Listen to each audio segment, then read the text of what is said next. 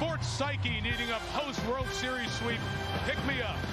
So these fans turn to the team that's been atop the Mile High City for decades.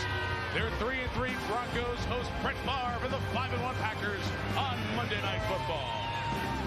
Hi everyone, Mike Tirico, so glad you're with us here in the Rockies tonight. Well, here you have Denver at 3-3. You know they could be 0-6 real easy.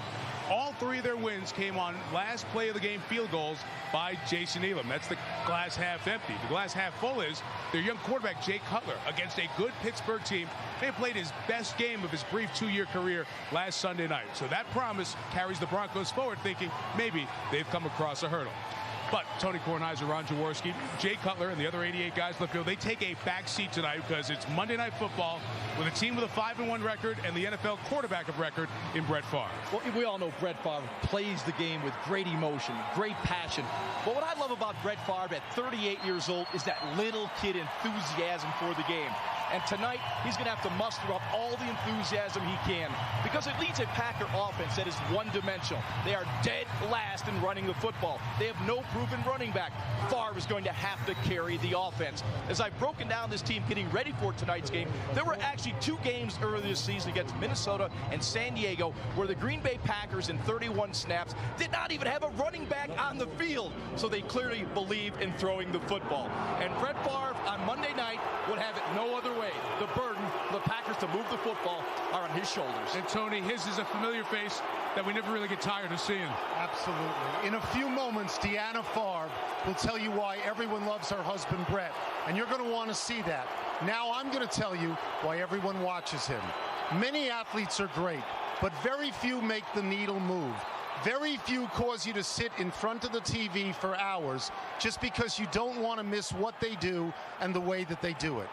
We watch Tiger Woods on Sunday in red because every shot he takes carries with it the possibility of something so great that you would hate yourself if you missed it, like that chip in at Augusta and the fist pumps that followed it. We watched Michael Jordan in that same way because every time he held the ball in his hands, he might deliver something unforgettable, like that jump shot over Craig Elo, or all those times when Jordan hung gracefully in midair like a portrait. It's the same with Favre, who at 38 now qualifies as an actual living legend. Nobody, not even Peyton Manning or Tom Brady, brings the flair that Favre does. Nobody shows more enthusiasm. He doesn't make all the crazy throws that he tries, but he'll keep trying them no matter how many times they're picked off because nothing ever discourages him. He always thinks that the next one is going for 6. And that's why we give him a hall pass for all those ridiculous interceptions, because Brett Favre will keep slinging, and the next pass, he might fit through the eye of a needle and then jump into someone's arms like a teenager. Look, you don't just get to watch Brett Favre, you have to watch him. And what did John Lynch say, the defensive back for the Broncos? You don't want to be a fan, but he's easy to watch. Speaking of Lynch, he's wearing a microphone tonight. Favre's wife, Deanna, and Vince Vaughn, the actor, are in the booth. And the soundtrack for Monday Night Football provided by the Eagles.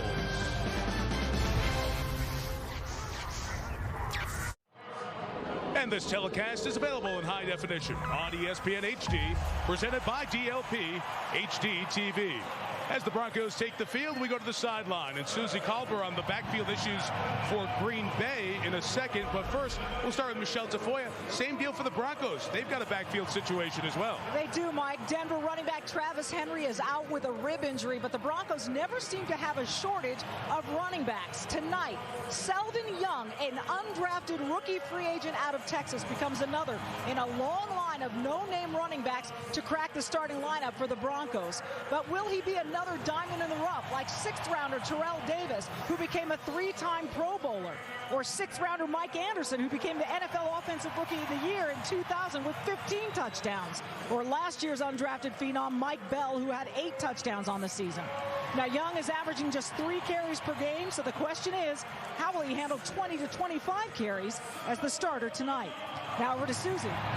Well, Michelle, in the something's got to give department, you have the Broncos and the worst rush defense in the NFL against the Packers and the worst rush offense.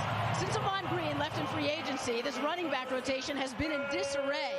Young, inexperienced guys rotating in and out because of injury since training camp. Mike McCarthy admitted to us last night, my mistake to think we could do running back by committee. That said, rookie Deshaun Wynn will not only get the start tonight, he'll carry the bulk of the load. His #1 goal, be physical and play with attitude.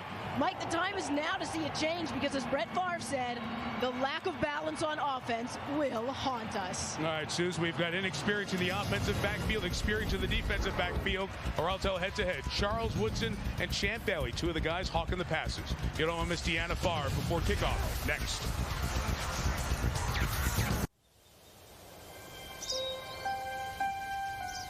We first laid eyes on you on an autumn Sunday. You, the little boy from Dixie, drawing up plays in the Mississippi mud, never growing old.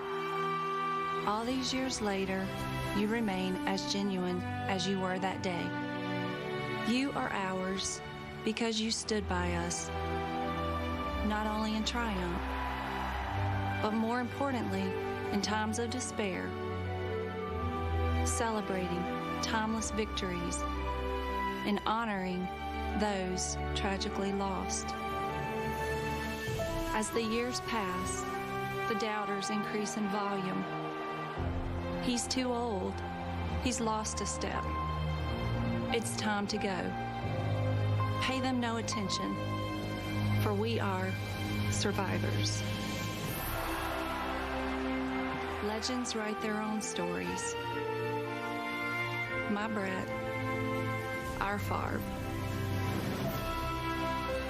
Brett's wife, Deanna, on the future Hall of Fame quarterback she describes as her best friend.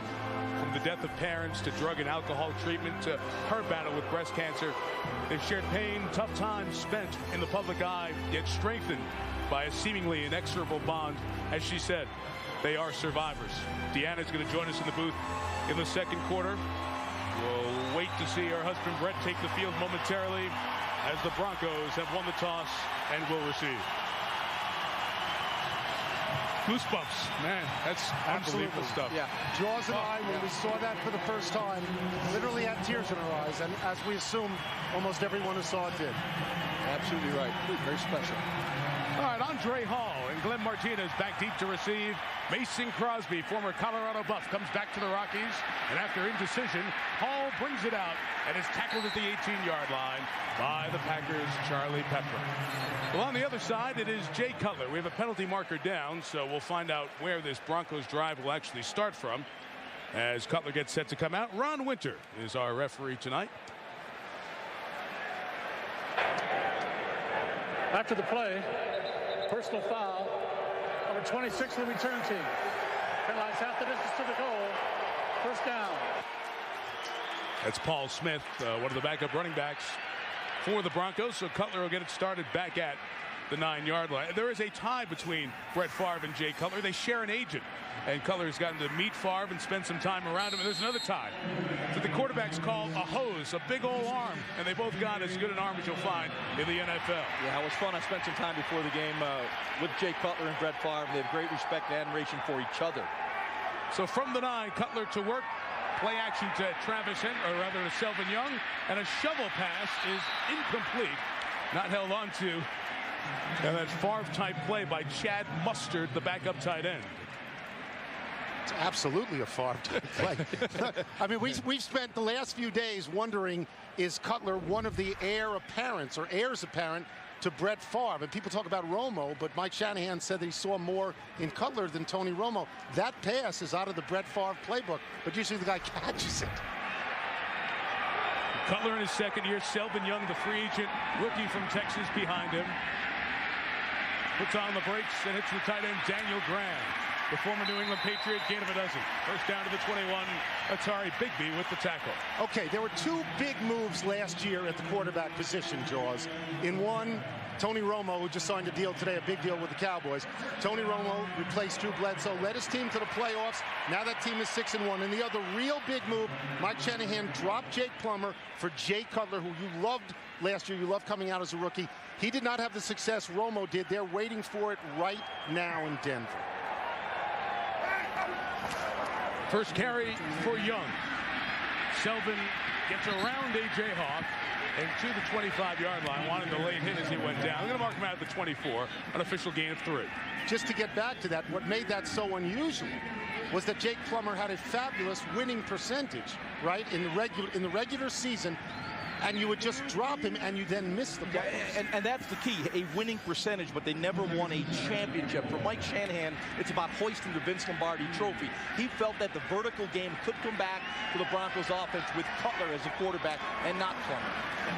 Maximum blockers, Young, nice cutback, and that is the way you run it in Denver. Stick a foot in the ground and cut it up, and Selvin Young got it for the first down. Maybe the most famous thing Selvin Young did in his football career was throw the block for unrelated Vince Young as Texas won the national championship in the Rose Bowl a few seasons back. He was a running back at Texas who, because of an ankle injury in academics, fell off the radar a little bit, but now is getting an opportunity here because of the injury to Travis Henry. And Mike, you could immediately see why he's got the start. He has that 1 foot in the ground, hit that cutback, the zone blocking scheme. His style is a good fit for the Broncos offense.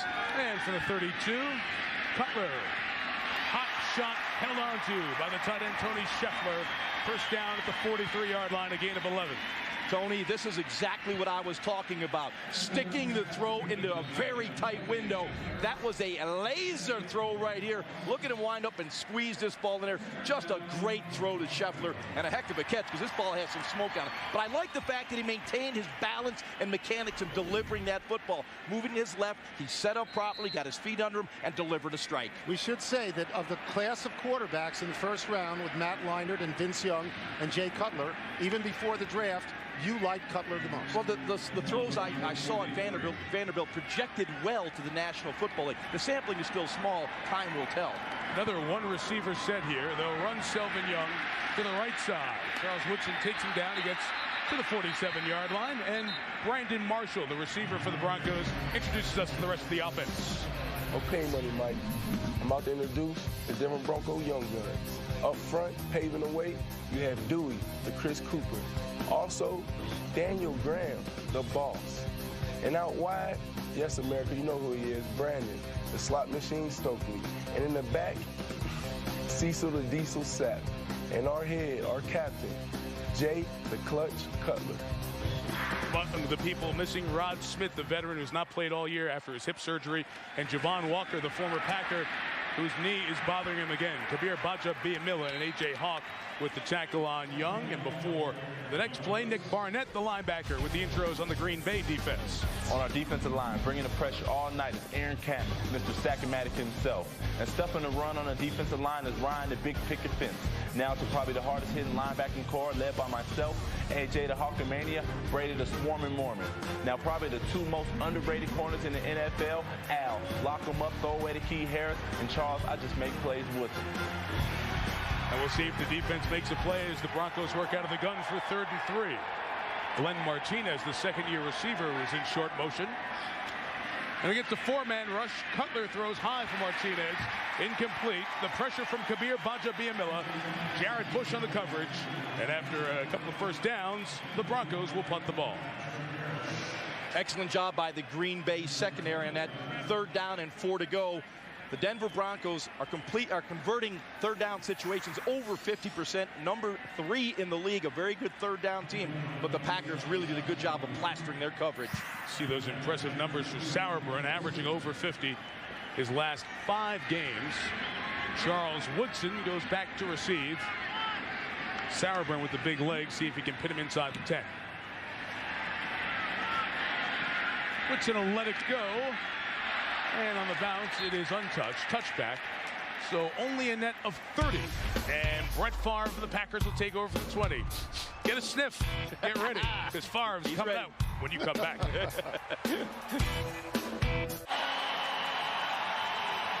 Well, a rare visit, and probably the final visit in Denver for Brett Favre, who has rewritten the NFL record book this season. More wins than anybody ever.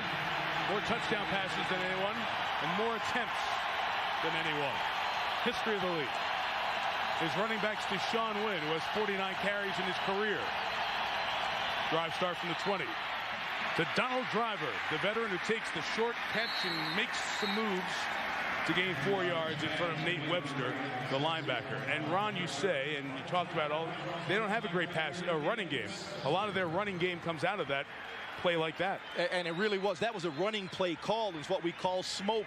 If the corner, a la Champ Bailey, playing off Donald Driver 6 or 7 yards, Brett Favre will abandon the running call, just stand up and throw the ball out. That time it picked up 4 yards. There you see the numbers. Fewest run attempts, most pass attempts per game, NFL.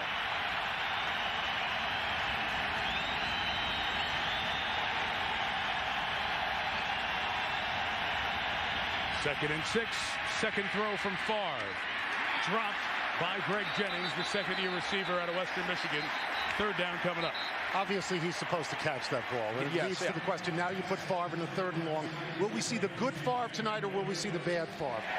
For 3.5 games, he was fabulous. He had 9 touchdowns and 1 interception through the first half against the Bears. From the second half against the Bears and against the Redskins, no touchdowns and 4 interceptions. And that's what it's all about with Brett Favre, interceptions, because he will keep throwing it.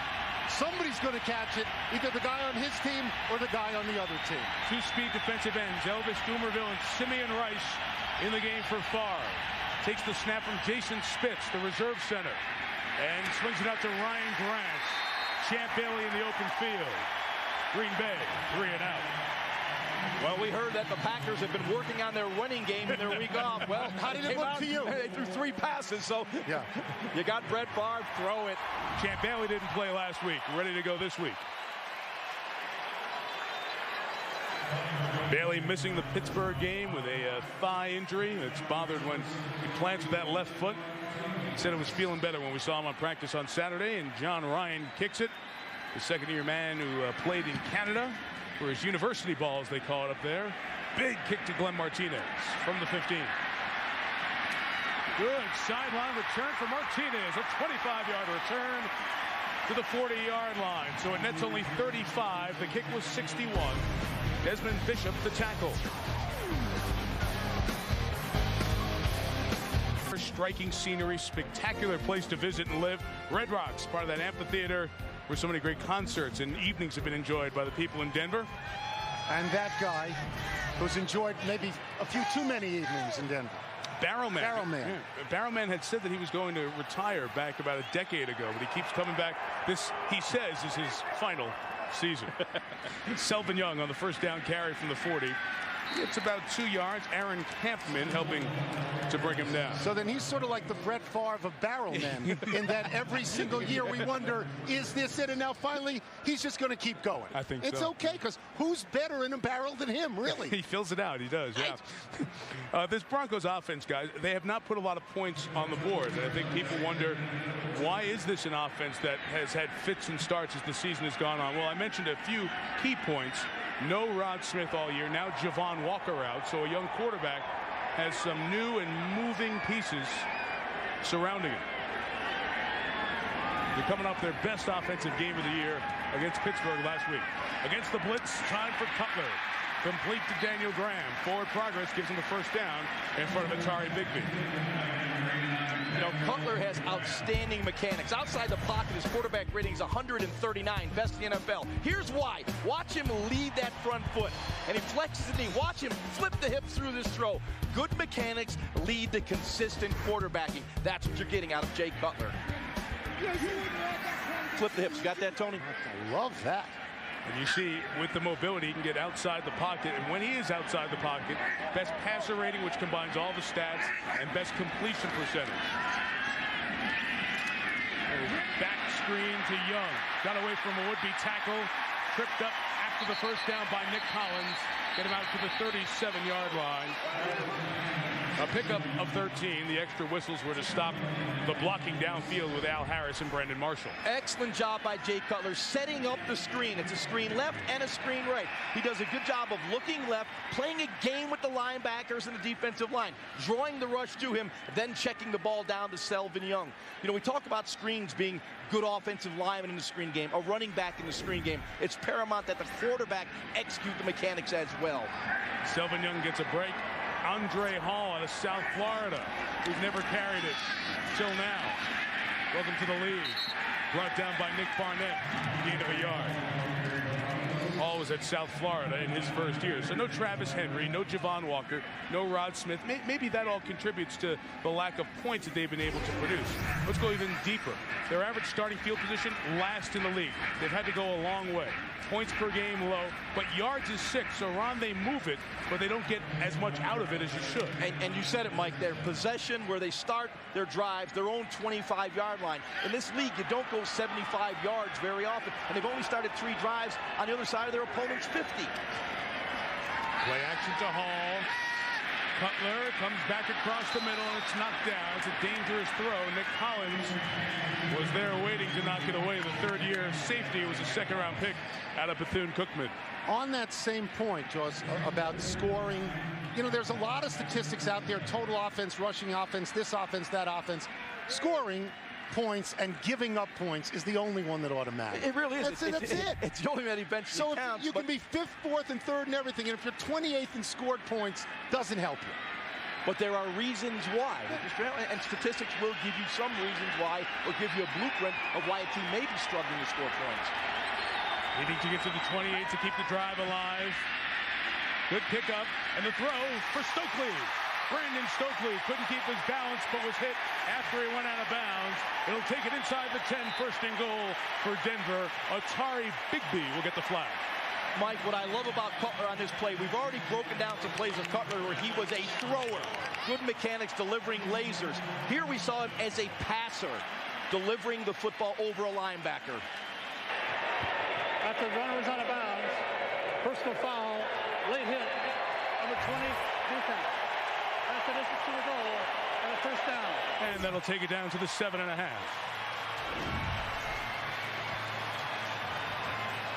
It's a hard spot for Bigby to stop, but clearly Stokely had a foot on the paint, and by the book, that's a no-brainer. Stokely could be in Hollywood with that type of acting. Brandon Stokely. Slot machine. Yeah, got that slot machine nickname as the slot receiver with Reggie Wayne and Marvin Harrison in Indianapolis. Selvin Young back in. Wrapped up by Bigby on the bottom and Brady Papinga on the top. But a good gain on first down to about the 3.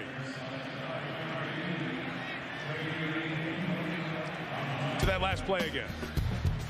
Stokely, a very difficult defender. There he is in the slot. You see him coming across the field.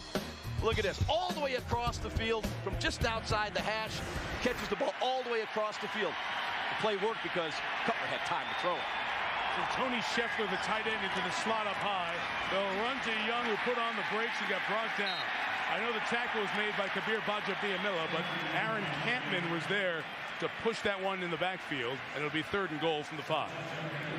Well, this is clearly the area of the field, Tony, where the Denver Broncos have struggled. Right. They have a sustained offense down to the red zone, that area inside the 20-yard line. They have not been successful in this area of the field. And you would think they would be because they have a tall wide receiver in Brandon Marshall. They have excellent receiving tight ends. You would think they would be more successful in this area, but they're not. Marshall lines up behind Glenn Martinez at the bottom. Stokely short motion at the top. And Cutler throws. Man tackled. Bigby, another flag. Pass interference on Scheffler. It'll be 1st and goal at the 1. Excellent route by Scheffler. It was a stick nod go. Pass interference. Defense number 20. Foul occurred in the end zone. By rule, the ball is placed at the 1-yard line. First down. You'll see it right here. Daniel Graham sticks to the outside, nods, and then goes over the middle. And you can clearly see Bigby with the interference. Not one of the great drives for Bigby, who's now contributed 2 major penalties. He's not going to want to see the replay of the whole drive, Jaws. No, he won't. Cecil Sapp has checked into the game for the Broncos. Always a productive back, leading the way as Young is tied up by Cullen Jenkins. So you see a play like that, and you go, why in the world take a flag like that in the end zone? Well, you never know what's going to happen on 1st and goal from the 1. Now it's 2nd and goal from the 6. Cullen Jenkins, number 77 right here. It's all about penetration. That's how you stop the run. He penetrates into the backfield. In fact, 3 yards deep in the backfield. Look at that. Cullen Jenkins with the great play. Ball carrier disappears from sight. Disappears. Can't find him. 6'2", 303 pounds, Cullen Jenkins. That's why ball carriers disappear. That's right. And Selvin Young at 207 pounds. I think Jenkins had a little bit of a weight advantage. 3 tight ends, 1 receiver, 1 back. Cutler on the boot. Will he keep it? No, he's directing. Fires it. Caught. Touchdown, Scheffler. Cutler kept it alive, and that gun helped set up the first score of the night.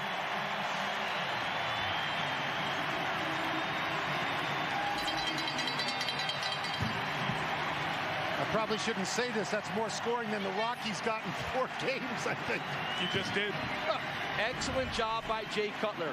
Get him on the perimeter. Extend the play. Once he gets out here, everyone's covered. He keeps moving. Now he allows the receivers to uncover. Good field vision. He finds Scheffler for the touchdown. And to know you have a strong enough arm to stop and make that throw snapping back. Jason Elam adds the extra point. For Tony Scheffler, career touchdown catch 5. Cutler very sharp on that 10-play drive. Touchdown catch by Tony Scheffler. Very good drive, and a lot of the passes in that drive by Jay Cutler thrown outside the pocket. He's now thrown 17 touchdown passes in his NFL career. 8 from the pocket, 9 from outside the pocket, and he's done it on a lot less throws. Just about 44, 45 throws from outside the pocket in his entire career. So he's very good on the move. 7-0 from Mon Williams, the kick return. Brought down just over the 21-yard line. The special teams charge was led by Jamie Winborn and Steve Cargile. Favre will take the field. No first downs, no points. Down 7. Just 2 miles from Coors Field, where the World Series was the last 2 nights. This beautiful Invesco Field at Mile High. And much like Coors had a lot of Red Sox fans, significant number of Packer fans in this building here tonight. From the 21 Favre. 4th throw, deep ball for James Jones. Hauled in by the rookie, who cuts it back to the middle. He beat Champ Bailey on the route and goes all the way to the pylon for a touchdown.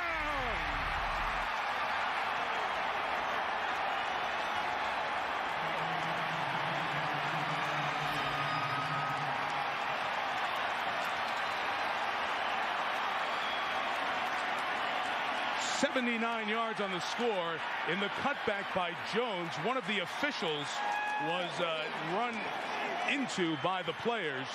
Didn't exactly see which players it was, but we have one of the officials shaken up on the play. Both medical staffs come out to look at the official. Back to Favre, who throws his 10th touchdown of the season. Excellent job by Favre. John Lynch was down in the box. That means you're going to have one-on-one, an isolation route on the outside. You saw Brett Favre do a nice job of looking to his left.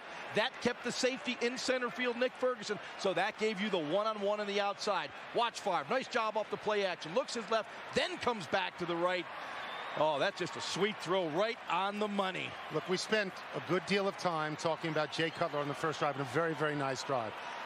That, what you just saw, is why people watch Monday Night Football when Brett Favre is on. Because it can happen at any point. He will drop back, and he will do something so spectacular that you'll say, whatever it cost me to buy this set, whatever it cost me to get this cable package, I'm halfway home now, because I saw Brett Favre do that. You know, it was interesting when I looked at the formation. They had James Jones matched against Champ Bailey in a 3 wide receiver set, 2 backs in the backfield. So they tried to create a matchup. So clearly the Packers must have believed that they could get James Jones to run by Champ Bailey. You'll see it right here. There's the play action. It's man-to-man. Just a little stutter there by James Jones that throws Champ Bailey for just a second. Then the cutback. And then the zebra goes down. And he appears to be all right, and James takes it to the house. The back judge, Jim Howie, was the official who was shaken up on the play, and now he's being helped off the field by the Denver medical staff. And let's go down to Michelle on the sideline. When Howie took that hit, Mike, he dropped like a rag doll, and he was lying face down on the field for what seemed like 30 seconds before the medical staff got to him. And he was very slow to turn over.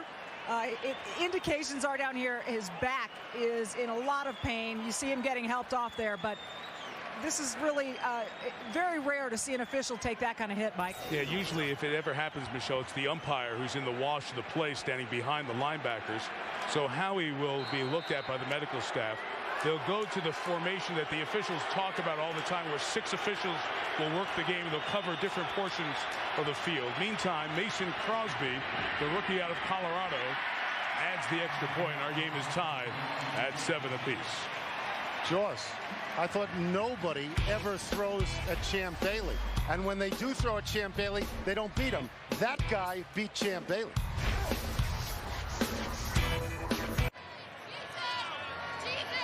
Just 23 seconds after the touchdown pass by Jay Cutler, Brett Favre responds with an answer to those who have saying, oh, does Favre have the arm anymore? Because a couple of passes in their last game, 2 weeks ago, they had a bye against Washington, he underthrew. And they said, well, wait a minute, can he still get it out there? There's your answer on that 79-yard score to James Jones. You know, and Mike, pregame, I was standing at the 50-yard line with Brett. We're just talking about arm strength. I'm asking how his arm felt. He said, Jaws, I'm going to put my toes on the 50. See that pylon in the corner of the end zone? Watch me hit it. He threw a laser 50 yards and hit the pylon. His arm is fine. Crosby kicks deep. Andre Hall will take it out this time. Hall ran into his own man, Jamie Winborn, but still gets it out. Just shy of the 29, John Kuhn the tackle. Well, Favre has had moments on Monday Night Football. One of the quarterbacks to have a 99-yard touchdown pass. Remember that one in Chicago to Robert Brooks, and then Antonio Freeman. As our friend Al said, he did what on that play? The 43-yard touchdown as the Packers beat the Vikings 26-20 with an overtime stunner. So Favre has certainly had the big moments on Monday Night Football. He's been on Monday Night Football a lot. He owns Monday night. He's been in the league 40 years. He invented Monday Night Football. He's been around. They're good. They've been on a bunch, right? So much fun to watch. So Cutler and the Bronco offense back on the field, and Selvin Young with a flag down. He gains about 8, just shy of the 36, but we'll check the penalty.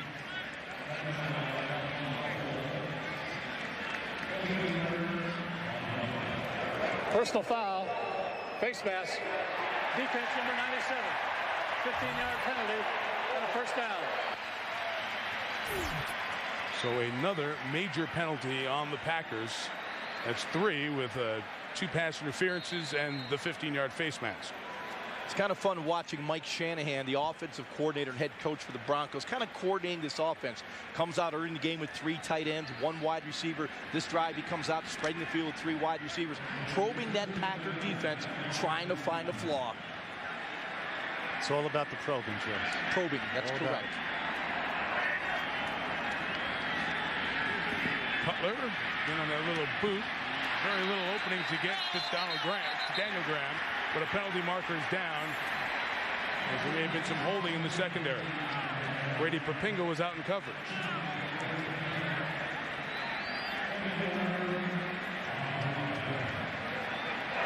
Holding, defense number 21, 5-yard penalty, and a first down.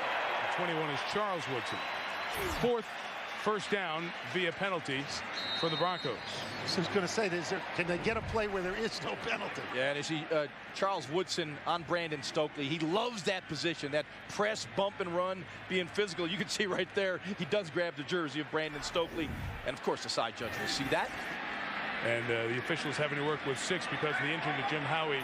It's a strained hamstring, the early report from the locker room. So as they work with 6 officials, Young is tackled in the backfield.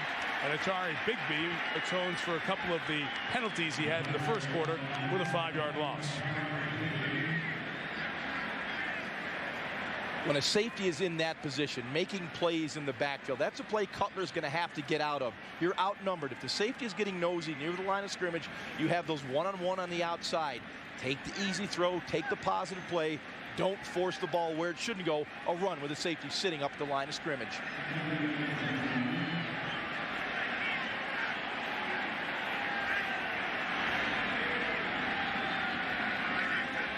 Three receivers, 1 back. 5 in the pattern, and Stokely is there at the 31. First down for Brandon. A gain of 18 in front of Al Harris. Cutler sharp here tonight. Excellent job by Brandon Stokely working the route on Al Harris. Al Harris may be the best press corner in the National Football League. When he's off, he is not as good. Stokely got him off on his route, worked the route to the inside, and came back to the sideline. And of course, another one of those lasers from Jay Cutler. Tony, you like that? You like that laser word? I do. Yeah, good. You've always liked Cutler. It's like you're developing a man crush on this guy.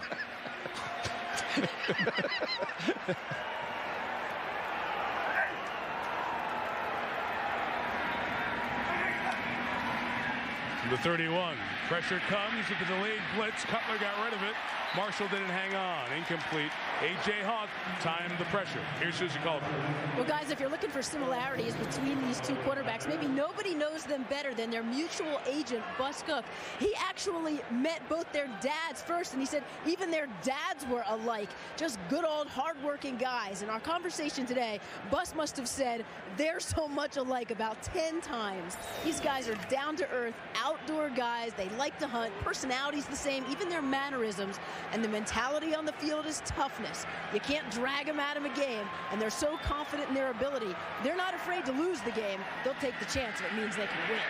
Cutler pressure to the 31. Screen to Young. He's got room. Selvin Young picking up blocks inside the 10. First and goal at the 7. A gain at 24 and a well-timed play call by Shanahan. We had a chance to talk to Jay Cutler on Saturday afternoon. He actually showed me the first 15 plays of the game they were going to call. And these screen passes were a major part of those first 15 plays. And you can see he is working them very effectively, working the edge right now of that Packer defense. "13 first downs in this first quarter for the Broncos. Only one for the Packers. Andre Hall is the back, and Hall spinning inside the 5. As A.J. Hawk pulled at the ball, Hall held on, and we'll have second and goal from inside the 2 when the second quarter begins. Well, relatively unknown running backs, a quarterback making his 12th start without the top 2 receivers. The Broncos offense put up a good quarter, but Favre's home run, the equaling response. Quarterbacks have combined for 11 of 16. They've thrown for 196 yards, and it's been an aerial show with a couple of touchdowns. One from Cutler, one from Favre. With Michelle Tafoya, Susie Calver on the sideline, Mike Tirico, Ron Jaworski, Tony Kornheiser in the booth. Ball tied at 7 after 1, and an impressive quarter from Jay Cutler showing his arm strength. And clearly a big play in that drive that continues right now is to Brandon Stokely. And you'll see the big arm of Jay Cutler as he sets up in the pocket. He's looking to his left. Look at him snap the hips. Look at the ball come out of his hand. Now, hey, Baseball World Series just ended. The speed on that throw was 57 miles per hour. That's a Major League Baseball equivalent of a 96 mile per hour fastball. Jay Cutler can rotate the spheroid. So that's good speed if you're a closer. Or a good starter. Good starter, 96. too. Sure. Absolutely.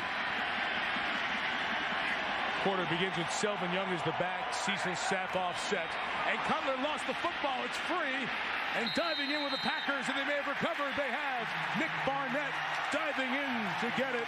And Jay Cutler, who has had problems with fumbles in those first dozen starts, with a mega mistake from the 1.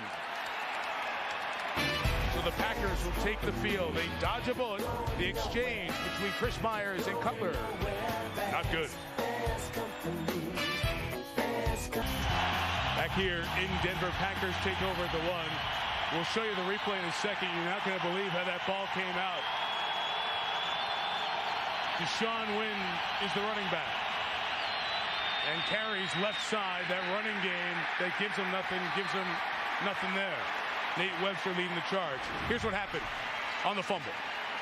Now, when the ball is snapped, you'll see Cutler right there. It looks like he's going to look to his left, but the guard there right now, Chris Cooper, comes around in the running play. You'll see it right here. Cooper's right hand comes up and knocks the ball out of Jay Cutler's hand.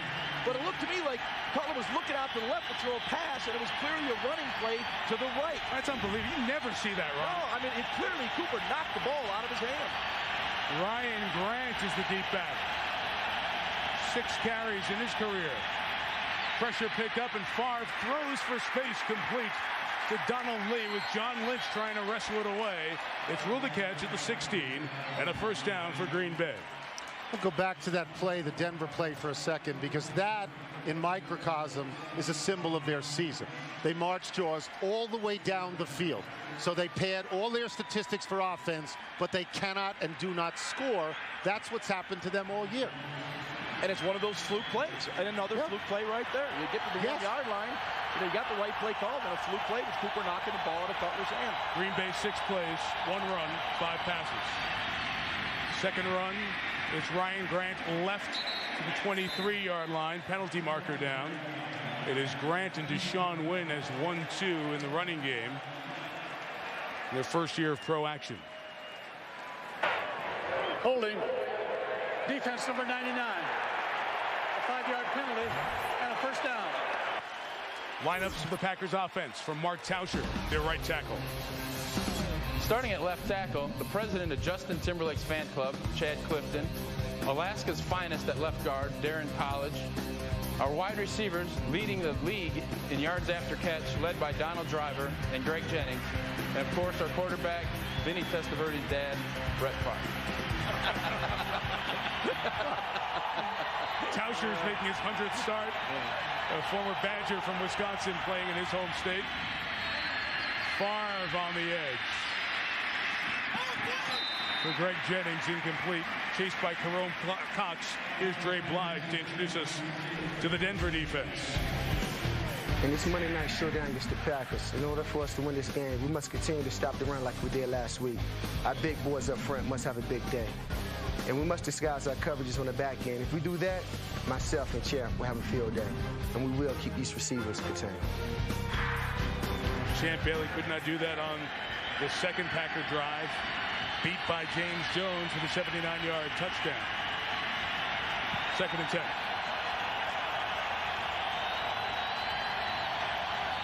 Still Ryan Grant in for Deshaun Wynn. And the former Golden Domer runs it shy of the 35 before 3rd and about 3.5. Michelle? Well, Denver safety John Lynch came off the field. He is in some pain. I see him moving his right hand quite a bit, sort of clenching it and letting it go as though there's something wrong. The trainers have looked at his neck. They've tested the strength in both hands, and they've looked at that right arm as well. But you see him there talking to the athletic training staff on the bench. And again, just that right hand clenching and letting it go. He's walking to the sideline, but not with his helmet, Mike. Always the first sign he's not ready to go back in. The 8-time Pro Bowler waits. 3rd and 3 with a little bit of room. Pass is complete to keep this drive alive. Once again to Donald Lee, a pickup of 6, and here's Susie. Well, Mike, the knock on Deshaun Wynn, who was a 7th-round pick out of Florida, was his toughness. And since early summer, he's been plagued by injuries. That's why he hasn't really gotten a full shot at the starting job. In that first series, he was knocked out, came over to the sideline. Couldn't really tell what the problem is, but they were saying it's a shoulder, and now he's questionable. And this is the man, Susie, who they turned it over to. A quad injury in training camp. Injury missing pretty much the start of the preseason, only getting healthy enough to show well in the Tennessee preseason game and earn a job. Denver had personnel issues, and because of the secondary confusion, Lee gets the first down at the 45-yard line. It's a pickup of 14. Denver was running players in and out. The injury to Lynch has screwed him up in the secondary. Yeah, they only had 10 players on the field, and Favre apparently recognized it because he went to the right receiver. That's what you got to do in Donald Lee. And Favre does a nice real job throwing his left of opening up. Nice. You know, he's not always the best-looking guy mechanically, but the ball gets to the right guy and usually accurately. Lee this drive, 3 catches, 34 yards, including that big one from off the goal line at the 2 before. Remember, this drive started at the 1. And Grant runs to the 41. Pretty good job on first down, gaining 4. It's amazing that they're actually running the ball at all, since they never run the ball. They line up most of the time, right, Jaws, without any running backs. Yeah. And why? Because Brett Favre, at 38, a living legend, is better than any of their running backs at delivering the ball and getting it downfield. Because even without running backs, they're not going 3 and out most of the time. They're getting down the field because of Favre. 72% of their play calling in the first half, their first 6 games, pass. Ryan Krause tight end activated because of the injury to Bubba Franks a couple of weeks ago, is in the lineup. And Grant runs into the secondary. Ryan Grant to the 18-yard line. What a drive this is for the Packers. 23 on the game. Corey Hall used to be a linebacker at Boise State. Now the fullback. Great block. There's something to point out that Denver is dead last in the league in rushing defense. And any team that can run at all, and we didn't think Green Bay could run at all, but any team that could run at all can do that apparently all day long. It's just a question, can Green Bay find a back who can hold it? Broncos had 12 guys on the field running people in and out. And the run by Grant gives them about 6, but they'll take the flag and take 1st and 5 at this point at the 12-yard line. John Lynch goes out, and his Denver defense is really out of rhythm right now. And another Broncos shaken up.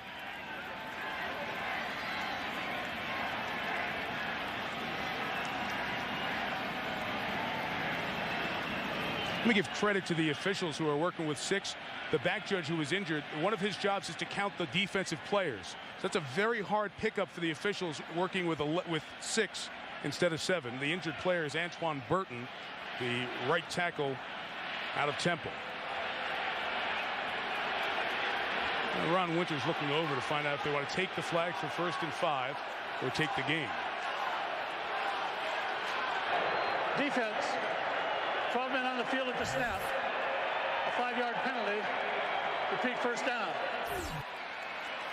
Meantime, with Burton still down, we'll step out for a second. This Packer drive started at the 1, now at the 12. You hear all the people talk about Red Sox Nation. As we've all seen over the years, Packers travel like the Cowboys and the Steelers as well as any NFL team. Green Bay trying to engineer the second 99-yard drive of this NFL season with a bit of a pinch nerve. John Lynch awaits on the sideline. Antoine Burton was helped off by the medical staff. 1st and 5 after the too many men flag. Old school formation, and Grant runs right through the Bronco defense. 1st and goal for the Packers. Ryan Grant was acquired via a trade with the Giants. He had 3 carries in the game against San Diego, 3 in the game against Minnesota, so he's going to equal his entire NFL total here tonight. On the Giants practice squad in 05. He's going to get a look in 06, but injured his hand on injured reserve all the year. And went over 2,000 yards in his Notre Dame 4-year career.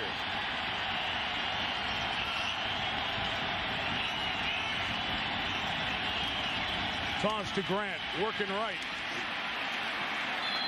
We'll get to the 3. Let's take a peek, guys. When we started, we saw Green Bay with the fewest runs and the most passes in the NFL. 1 run and 5 passes out of the gate to start. It has gotten more balanced here as the night has gone on. Mike McCarthy told us the other day when we asked him about the running game, which is dead last in the league, said we haven't committed to the run, said he believes in a running game in Green Bay, Wisconsin in the weather, but I won't run just to run. But if you can't run on Denver, you can't run on anybody. They are establishing line of scrimmage. Right now, the Packers' offensive line is winning up front. They ought to stay with it, but they're empty right now. No running backs in the backfield. On 2nd and goal, and Favre pumps left, comes back to the right corner for Driver. Driven out of bounds by Champ Bailey. Incomplete. Donald wanted the force out. The 7-time Pro Bowler pushed him out. You'll see Favre, meet me at the corner, throw the ball to that pylon. Driver goes up. Can't get them both down, gets neither of them down. Surprising formation, surprising call. On this drive, the Packers have run the football effectively. Yes. They really gave no option of run there when they went with the empty formation. 5 wide receiver look, only Brett Favre in the backfield. That's pretty much telling the Broncos defense we're throwing it. And again, 2 officials in the right spot with a short crew. Broncos again confused on defense. Get the timeout. They had 12 players on the field. Got it. They had 12 on again? They had 12 on the field. Maybe they think they can get away with it. This is the 2nd time in a minute. And 3rd time on the drive. They had a 10-man on the field situation, and now 2 12s. Do you think they know it's supposed to be 11? It seems to be going Canadian the other way. Football, is it? Packers 3rd and goal coming up. We have 3rd and goal from the 5 in this tie game. Jarvis Moss, the first-round pick, defensive end for the Broncos, inactive tonight, in part because Simeon Rice, the 3-time Pro Bowler, who's been out with a shoulder injury the last couple of games, is active. Rice, 97, brushes off the right end on 3rd and goal.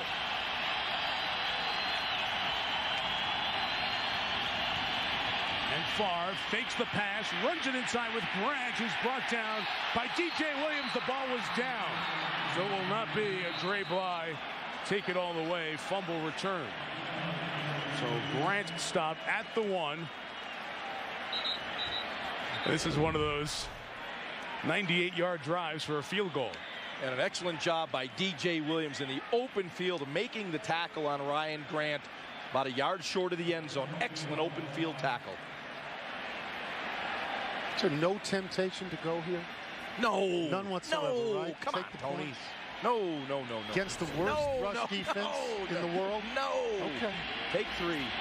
Mason Crosby, who beat Dave Rayner in the preseason, picked the game winner in his first ever Packer game against Philly, knocks in that extra point size field goal. 98 yards for 3 points. Packers take the lead 10-7. Brett Favre led the drive. His wife Deanna, so much a part of his life, so much a part of the ups and downs. Deanna's going to join us in the booth after this. How about that? Great way to communicate. Coach and player listen to each other on AM radio. Know what's going on. A little controversy in Baltimore this week. Monday Night Football next week, 8:30 Eastern. First time since 2002 that a team started a drive at the 1, took it to the 1, and didn't get the touchdown, just a field goal. No return there, a touchback. So the Broncos will start from the 20, and we are thrilled to be joined by Brett Favre's wife, Deanna, here in the booth. Thanks for being with us. Thanks for having me. Author, Deanna Favre's book, as you see here, Don't Bet Against Me. It's a lot of her story about the battle against breast cancer, and we're so glad that you're doing well. And this being Breast Cancer Awareness Month, the National Football League has had a lot of pink towels. There's been a lot of awareness, and it's part of what you've been doing here this month. It's been pretty neat. I'm so appreciative to the NFL, too, for bringing awareness to this disease. We'll talk about some of those efforts as we go forward here. Cutler takes over from the 20, and Selvin Young runs for 4 yards to the 24. So you were the honorary captain for the Packers, and you got to go out for the coin toss with Brett. How was that? Yes, he was a little nervous. He thought I was going to actually try to call the toss. I'm like, you didn't have to worry about that. I knew better than that. What is it like, and we see you all the time, we show shots of you during the game, what's it like to sit and watch your husband play the game? It's a little different for me than for you guys. It's very personal. You know, I'm hoping there's no injury. That's my biggest fear. From the 24, 2nd and 6, and Cutler throws. It's incomplete.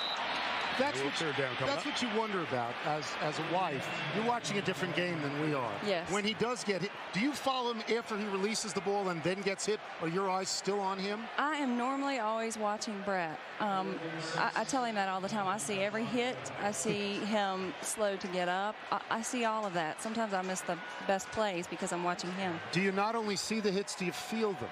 I do. After the game, I always tell him, sometimes I feel like I played that game. I'm pretty exhausted, too. That's not just you. That's 1,500 other women in the National Football League, the wives and girlfriends and moms, too, of all these players. Yes. Cutler getting away, trying to get space, and incomplete. That's the poorest drive of the night for the Broncos, and they'll go 3 and out here. The Packers will get back on the field. So Todd Sauerbrunn will come on to kick it away.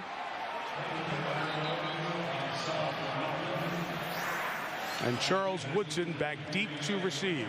Didn't have a huge career as a punt returner during his time in Oakland. Only brought 53 punts back in his years with the Raiders. But you think back to when he won the Heisman Trophy in '97. Electric punt return, including a 78-yarder against Ohio State. He told us last night that when he made that return for Michigan, last time he had a punt return for a touchdown. It's been a decade. From the 34, looking for a block. And he'll be taken down at the 41-yard line. Well, Brett Favre has made so many moments on Monday night, and this is one none of us will ever forget. 2003, one day after his dad, Irv, passed away, 399 yards, 4 touchdowns. Every pass ended up in a perfect spot, and Deanna there walking off with Brett after that game. What sticks out in your mind from that night? It was so emotional. I wanted to be on the field with him the whole time. I felt for him. I felt the pressure that he was under as well. He wanted to play so well. He wanted it to be special for his dad. And I just felt that pressure during the game and just prayed that he would have a great game so that he could be proud of it, you know, for his dad. Certainly was, and a night none of us will ever forget watching. Fake the reverse action, Ryan Grant, no game. People do remember that game. Everybody rooted for your husband during that game. Everybody was so gratified that he had a great game. Afterwards, when he went home, what was that like? Because now he has played for his dad. Now it's just you and him alone. What did you talk about that night? We flew straight to Brett's mother's that night. We went to Mississippi, and it was tough. I mean, losing your father, that was really hard for him, but just facing that reality and getting home and seeing everybody, it was very emotional, very hard for the whole family. So 2nd and 10.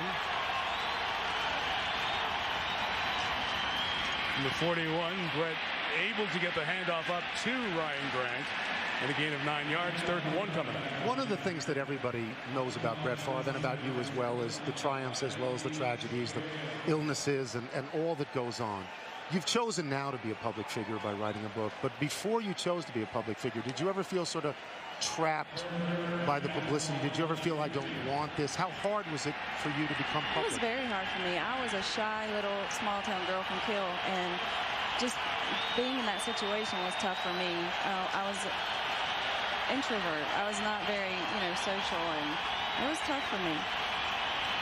3rd and a yard with Grant to the 1st down to the 48-yard line. A big stick by Nate Webster, but still the drive stays alive. And talk about you guys knowing each other from way back, went back to grade school and on through a courtship. Look at that. Wow. 12-year courtship. Archives. You carrying him in? I love Brett's line because he said she knew me and loved me before the first touchdown pass was ever thrown. Exactly. He tells me that all the time. You saw my first touchdown pass. I think it's pretty awesome. It is. It's a wonderful part of the story as well. In the 46, 1st down. Packers leading by 3, taking over control of the line of scrimmage. And on the toss, Grant to the right without Deshaun Wynn, who's injured. Champ Bailey off the corner to make a tackle. Well, the record-breaking moment for Favre, setting the touchdown mark against Minnesota. Here's what it sounded like on the field. Let's go, Mel. Let's go. We can change the game right here.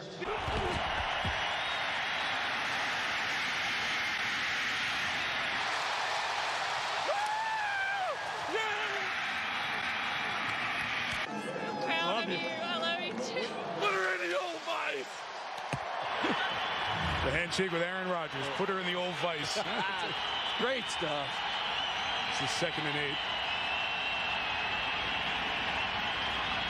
And a steady run diet here. Grant continuing to pound at a 1st down.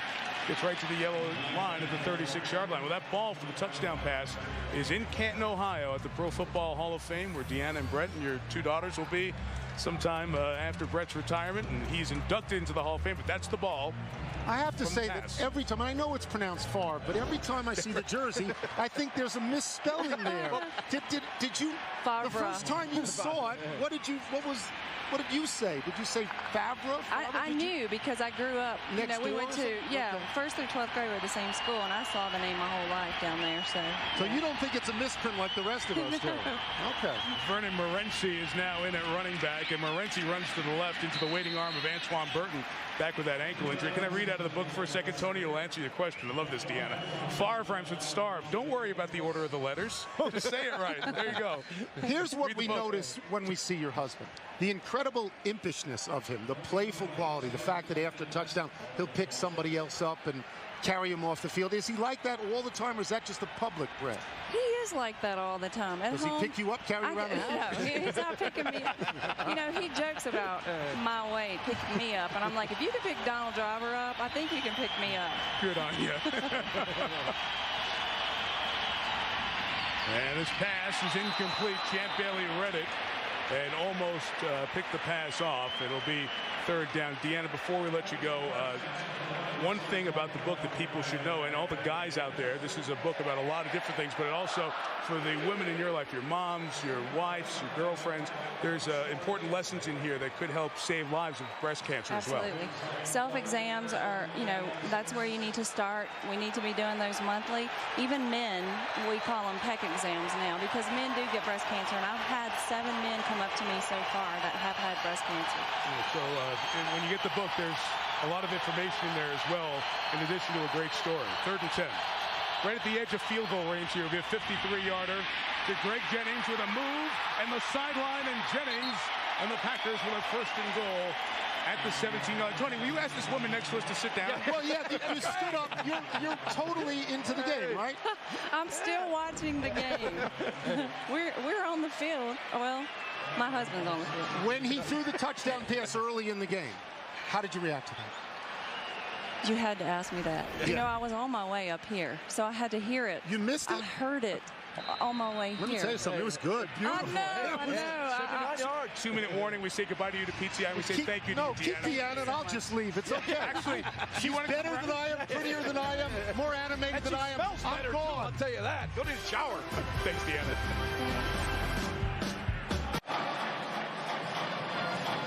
Stu Scott here in Denver. Chris Berman back in the studio. Toyota halftime show coming up. The fastest 3 minutes with Boomer. All the big highlights from Week 8. Pardon the interruption with Tony Kornheiser and Michael Wilbon. Before we go any further, Deanna Favre wanted to make sure she said hi to Brittany and Breeley, their 18 and 8-year-old daughters back in Green Bay. So I told her, just tell the girls it was Kornheiser's fault. He didn't give you a chance to get in. We blame everything else on Tony. Using the ground game to get down here. The Packers in the red zone from the 16. Favre screens it to Morency. Vernon with a flag down, gets to the 6. Nick Ferguson had a hand in the face gear of the former Houston Texan. Went to school at Oklahoma State. Vernon Morency now pushed to the 3rd back behind Deshaun Wynn and Ryan Grant, but a contributor here. Personal foul. Rest in the face mask. Defense number 25. Penalized half the distance to the goal and a 1st down. Mike, a couple things we're noticing. The Packers getting their running game going and their screen game. This is a screen play here to Morency, and you see the hand in the face to Nick Ferguson. And I had a chance to talk to Brett before the game. Yeah, he talked about the running game being stagnant, but he said we got to get our screen game going. It's an important part of their offense. They're starting to get that going. Against this Denver team, Green Bay have only run an average of about 20 times a game already, with 14 runs here on the night. So Mike McCarthy has balanced the play calling. Ryan Grant is the back. 1st and goal. Down here once, only got a field goal. Grant. Pinball off of Ian Gold, shy of the goal line. It'll be 2nd and goal. Favre's going quick to keep the heavy personnel off the field, and Mike Shanahan calls a timeout. We have 19 guys on the field here for Denver and Green Bay, as we're getting both sets of personnel, and Favre is just trying to catch the personnel off, and Shanahan, who used the timeout to ice the kicker, and you talk about the coaches not being able to call timeout, his ability to call timeout there saved his team from having too many men on the field and gives him his chance to get his goal line personnel on. So you say take the rule out for field goals. There, it's to Denver's advantage. Right, but you also have a problem here now. You've used a couple of your timeouts. You'd like to have them with $1:39 left, for your 2-minute drill. You're going to go into your 2-minute situation with only 1 timeout. They've had to waste 2 timeouts because of their inability to get the right personnel on the field. Those are huge mistakes, Mike. Let's take a look at this play. Of course, in the last 2 minutes, all replay situations are looked at upstairs, and it was clearly a pinball that sent Grant down shy of the goal line as Ian Gold hit him.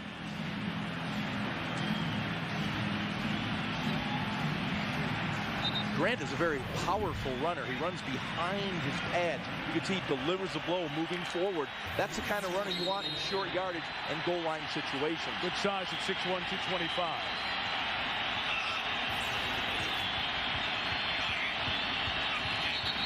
Now do we have movement up front?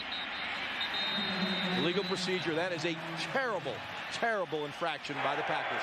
False start. Offense number 75. A 5-yard penalty.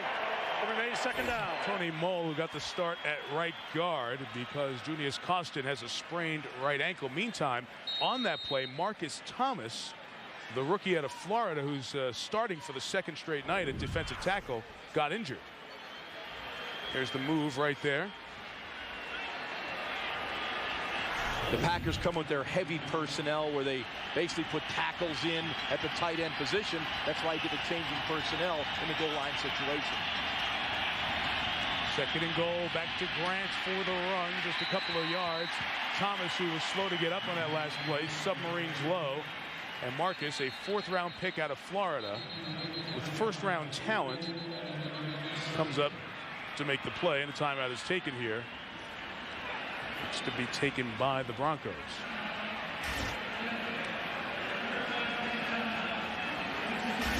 Again, Mike Shanahan choosing to use his timeouts here to save some time when they get the ball back for their 2-minute drill. Either the Packers will get a field goal here. They would take the lead 13-7 with that, or they will score and put Denver down 17-7. But either way, Mike Shanahan wants to get some time on that clock for his 2-minute drill. Just so you know, Marcus Thomas, I mentioned he was their 4th-round pick with first-round talent. Denver traded a couple of picks to move up and go get him. He was brought in for a personal pre-draft interview by Mike Shanahan. Thomas had a positive marijuana test in August of '06 in Gainesville. He had signed a contract with Florida to stay clean, do extra testing and curfew. But he went to Orlando on a road trip after a win of a game about a year ago. Somebody took pictures, sent it to the Florida athletic staff, and they had to kick him off the team. That's why Thomas's draft stock fell, but they believe he's going to be a very good player, and Shanahan believed in him after a personal interview. Once again, the Packers empty, no one in the backfield, and we have movement again. Chad Clifton, the left tackle, number 76, moved prematurely. False start. Offense number 76. 5-yard penalty. It remains third down. Think about the things that have happened tonight, Ron, inside the 5-yard line. 2 Packer penalties. Here's the one on Clifton. We had Green Bay get down to the 1, lose yards on a run, have to settle for a field goal on a 98-yard drive. And for Denver, Jay Cutler from the 1 has his left guard come over and slap the ball away, causing a fumble. All these plays from inside the 5, keeping the score down. I sense a negative trend, Mike. Yes. So it's 3rd and goal, now back at the 9. And Favre with a fire. Driver couldn't get to the right spot. Incomplete. Field goal unit coming on. Actually, Brett had Donald Driver. They came with that cluster formation or bunch formation. 3 wide receivers tight to the formation. Spaghetti, you sometimes call it. You'll see Donald Driver hooks it up right at the goal line, and this one just got away from Brett Favre. This one had some smoke on it. Woo! Look at him come through that one, but he's wild high, and he knows it. It's a miss on the quarterback there, right? Pardon me? It's a miss on Favre. Oh, yeah. Yeah. Absolutely. No doubt. Crosby on for a second field goal. Good from 19. From 26. So the Packers have had 2 long, time-consuming drives, 2 field goals to show for it. They lead 13-7. We'll start you for the season and take you all the way to the NBA Finals on ABC. The NBA season starts Wednesday on ESPN and starts tomorrow night with our friends over on TNT. Wish them the best for their season. 13-7. Packers 2 long field goal drives here in the second quarter. Another deep kick by Mason Crosby, unreturnable, and the Broncos, no timeouts, will take over at the 20. Here at the top of the hour, those of you tuning in, here's how our games transpired. Favre is 8 of 13, 147 yards. The big one to the rookie James Jones, 79 yards to tie the game at 7. Very good early drive for Jay Cutler. 2 good early drives. There are his numbers. The touchdown pass to Tony Scheffler. The fumble happened when they got down to the 1. It's really not his fault. The left guard trying to pull slapped it out of Cutler's hands, caused the fumble, and Favre and the Packers have controlled the time and the possession here in the second quarter. Cutler with no timeouts and nowhere to go. Aaron Campman, the Pro Bowler from a year ago, with a 1-arm sack back at the 9-yard line. Cutler holding on to the ball far too long. It's got to come out. You'll see right here, Campman working, pushing, gets in the backfield. Cutler actually ran into that sack. He came outside the pocket. Campman makes a heck of a play. It almost looked like a face mask. It was not. He grabbed him by the jersey and the pads, pulled him down. Go back to last year, only Sean Merriman from San Diego has more sacks than Campman, and of course Merriman missed 4 games with his suspension. Interesting here, if you're Mike McCarthy, you don't want to start giving the Broncos extra opportunities, but you have all your timeouts, and he chose not to try to keep the Broncos against the ropes. That disparity of plays by quarter. Selvin Young runs to the 15. Green Bay will stop it here with a timeout. And 33 seconds left, and 3rd and 15. And if you're just tuning in, Travis Henry, 6th leading rusher in the league coming into this week. Rib injury. Going to give it a go before the game, but out for the game. So Denver's running is turned over to the rookie, Selvin Young. Let's go down to the field and more on Jay Cutler from Michelle Tafoya. What I've noticed about Cutler, Mike, is just his calm and he doesn't get fazed by things. After the fumble earlier when he was down on the goal line, he came off the field and he just kind of sat down, looked at Polaroids, he pointed at himself like, yeah, that was my bad. And then just even after the sack, he got right back up, looked over to the sideline for the play. When he was waiting to come back on the field, Mike, he was joking around with the guys with the Gatorade bottles. He is very calm and just having a good time down here. You meet him, and he's got that laissez-faire appearance to him via his personality, but he's all business when he gets going. Behind Stokely, incomplete. Now, you got 30 seconds left. Sauerbrunn has a big leg. He'll punt the ball. If the Packers can get any kind of a decent return, they may be a play away from a long field goal attempt. Mason Crosby, their kicker, kicked at Colorado. He can kick them from 55 or 60 yards. So the Packers may have a chance to add 3 more, depending what the net is on this Sauerbrunn punt. Well, Mike, you informed us when you were covering him in college, Crosby, that you saw him at practice kick 70-yard field goals. Big leg, strong kicker. Sauerbrunn same. Put the rush on. Sauerbrunn skies it 54 yards. Woodson from the 32 with very little help to block. He's down at the 38-yard line. 19 seconds and a couple of timeouts. So on this night, we're watching Brett Favre, who is easily eclipsing Peyton Manning as they both continue the meter on their consecutive start record. This 244 for Brett tonight. Most touchdown passes in NFL history. He's added 1 to that record that he broke week 4 in Minnesota, passing Dan Marino. And one that matters the most to him is the one that was set by the guy who did a bunch of that winning right in this city. John Elway's 148. Favre now at 152 and working on a 6-point lead with a 5-1 Packer team before halftime. Vernon Morency is the back. 5 in the pattern. Favre pressured by Marcus Thomas. Slides before the line of scrimmage. A penalty marker down, as he was touched down by Dominique Foxworth. Holding. Offense number 72. 10-yard penalty. Repeat first down. It was on Jason Spitz, the big Packer play of the first half, this touchdown. And it was Brett Favre off the play action fake. He has James Jones to his right. Looks at the safety, keeps him in center field. Jones with a nice stutter go. This ball in the air. 46 yards from Favre's hands to Jones' hand, and then 39 yards across the field to the end zone. Outstanding execution by Brett Favre's arm and James Jones's legs. The last Packer rookie to catch a pass that long, reception that long, Max McGee. Late Max McGee passed away. He did it 55 years ago, 1952. Another flag down as Morency runs to the 39. Champ Bailey the tackle, 4 seconds left. And we've got another flag. Marcus Thomas down on the field also, Mike. Holding. Offense number 72. 10-yard penalty.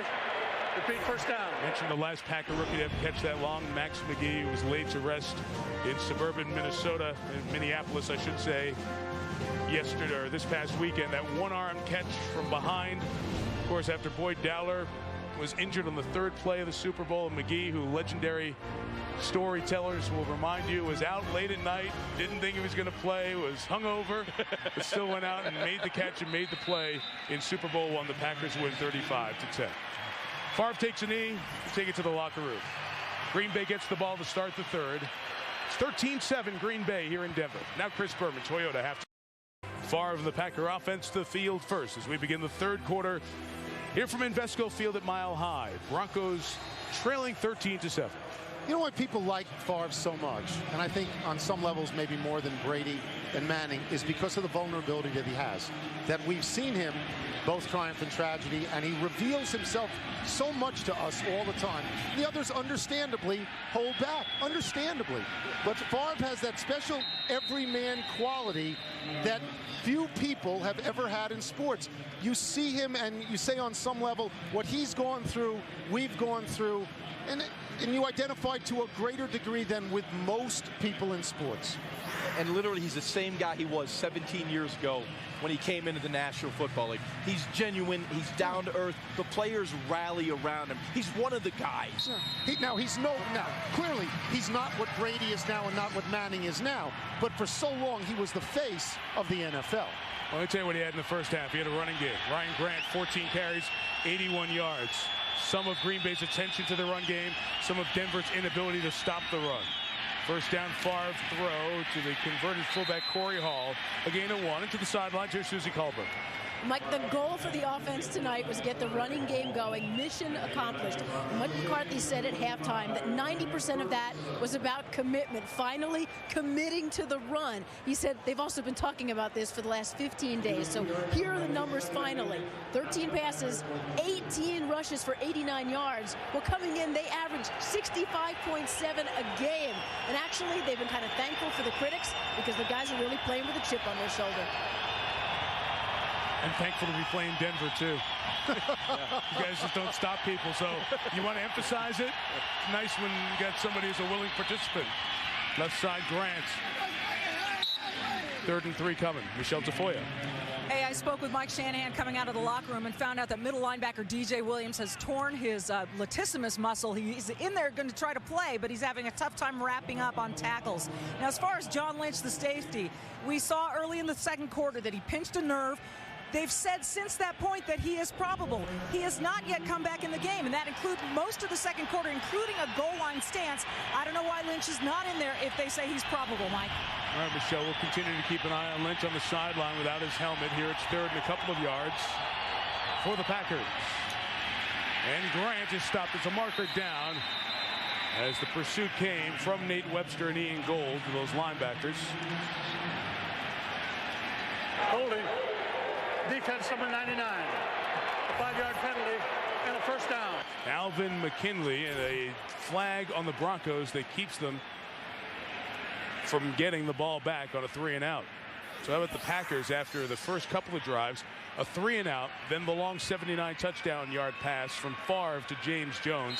After that, 2 long drives, a 14 and a 13 play drive that only yielded field goals. And here they go on this drive, kept alive by the 5-yard defensive hold by the former Cleveland Brown, McKinley. And that's the second defensive holding penalty of the game of the Broncos defensive line.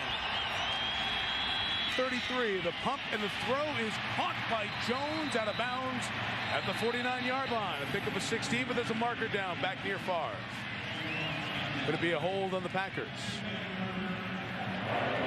There is no foul for roughing the passer. Okay. The defender was pushed into the quarterback by a teammate. So the gain will stay, and it will be a pickup of 17.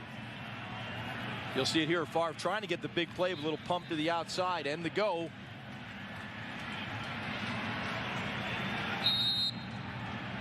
And a good catch by Jones, who has a couple of big ones. Remember, he was off to a pretty good start this season. Shutout against Washington, and sometimes with a rookie, that comes from what happened the game before. Remember the Bears game? He fumbled twice and lost it. Didn't have a grab against Washington. 3 balls thrown to him. With a big touchdown and a good pass here tonight. Favre on a play that is messed up, goes down at the 41, a loss of 8.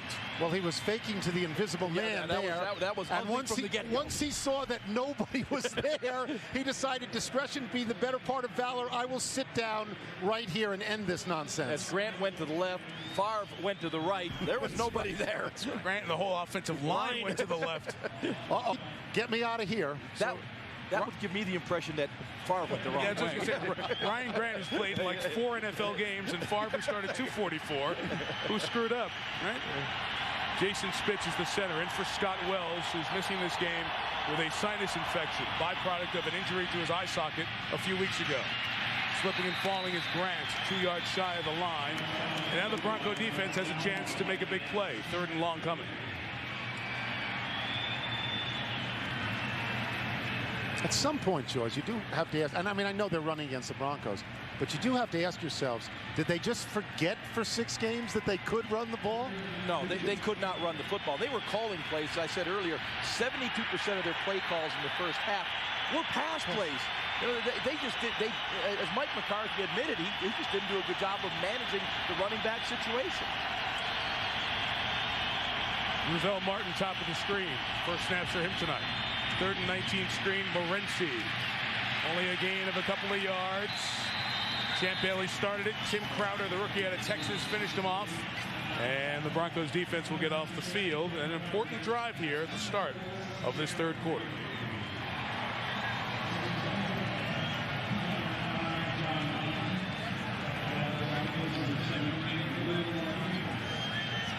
So Glenn Martinez goes back to kick. Had a good return last time, longest return that he's had all season. Dominic Hickson was the return man for the Broncos the first month of the season, and he was released. That was a rocket. Yeah, never turned over. Maybe the CFL that got you a point if you got it through the uprights, but not here, sorry. 57-yard kick, no return. Cutler and the Broncos take over at the 20. Ready?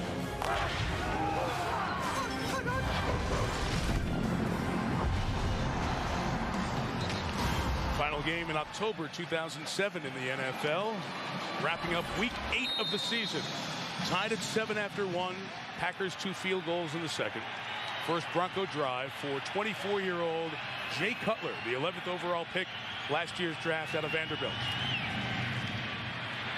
Play action from the pocket, looking long. Brandon Marshall comes back to get it.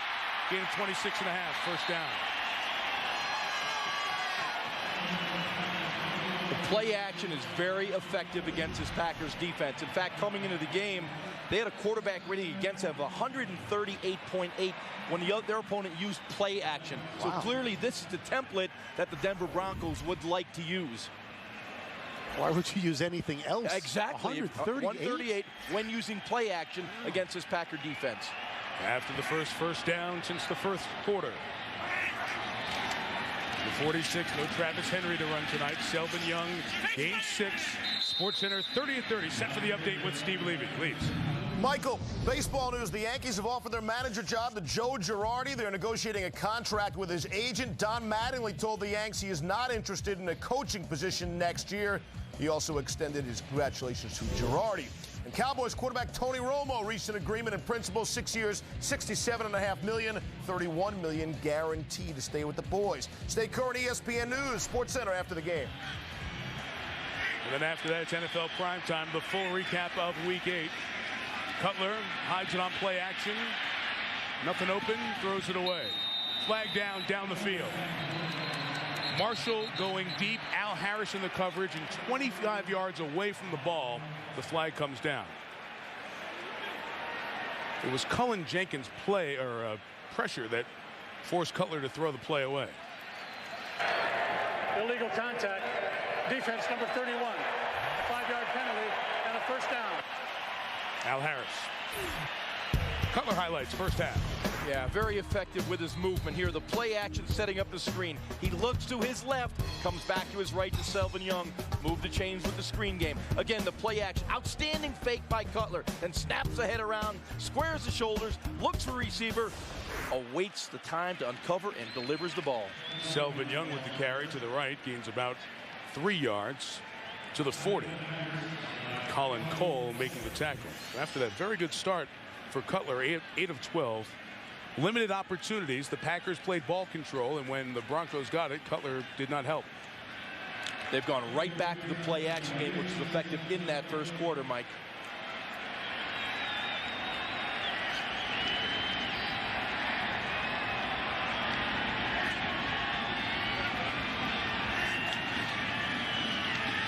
Play action, a little screen out to Cecil Sapp, former Colorado State Ram in the open field, taken down by the Heisman Trophy winner of a decade ago, Charles Woodson. We'll have 3rd and 4 coming up. You know, guys, how many times have we come here over the years and it's been Greasy or Plummer, Brister, Farad, Miller, Berline, a lot of names.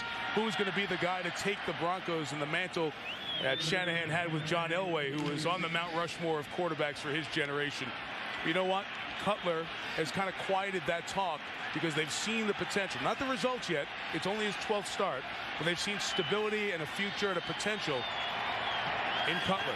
Cutler Stokely to make a play. 3rd and 3, quarterback draw, first down to the 29-yard line. And he does a little bit of that. When he was good in the first half, out of the pocket on the boots, the big arm, the ability to run and keep drives alive, like, not in the same class of, but like Elway. Well, this is an outstanding job right here because the play call was anticipating man coverage where defenders would turn their back in that 3rd and 3 situation. High percentage man coverage. Good play call by Mike Shanahan, moving the chains for the Denver Broncos. That was the 5th time Cutler has run for a first down this year.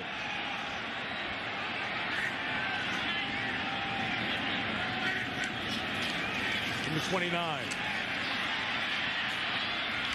It's the safety valve release to the back, Selvin Young.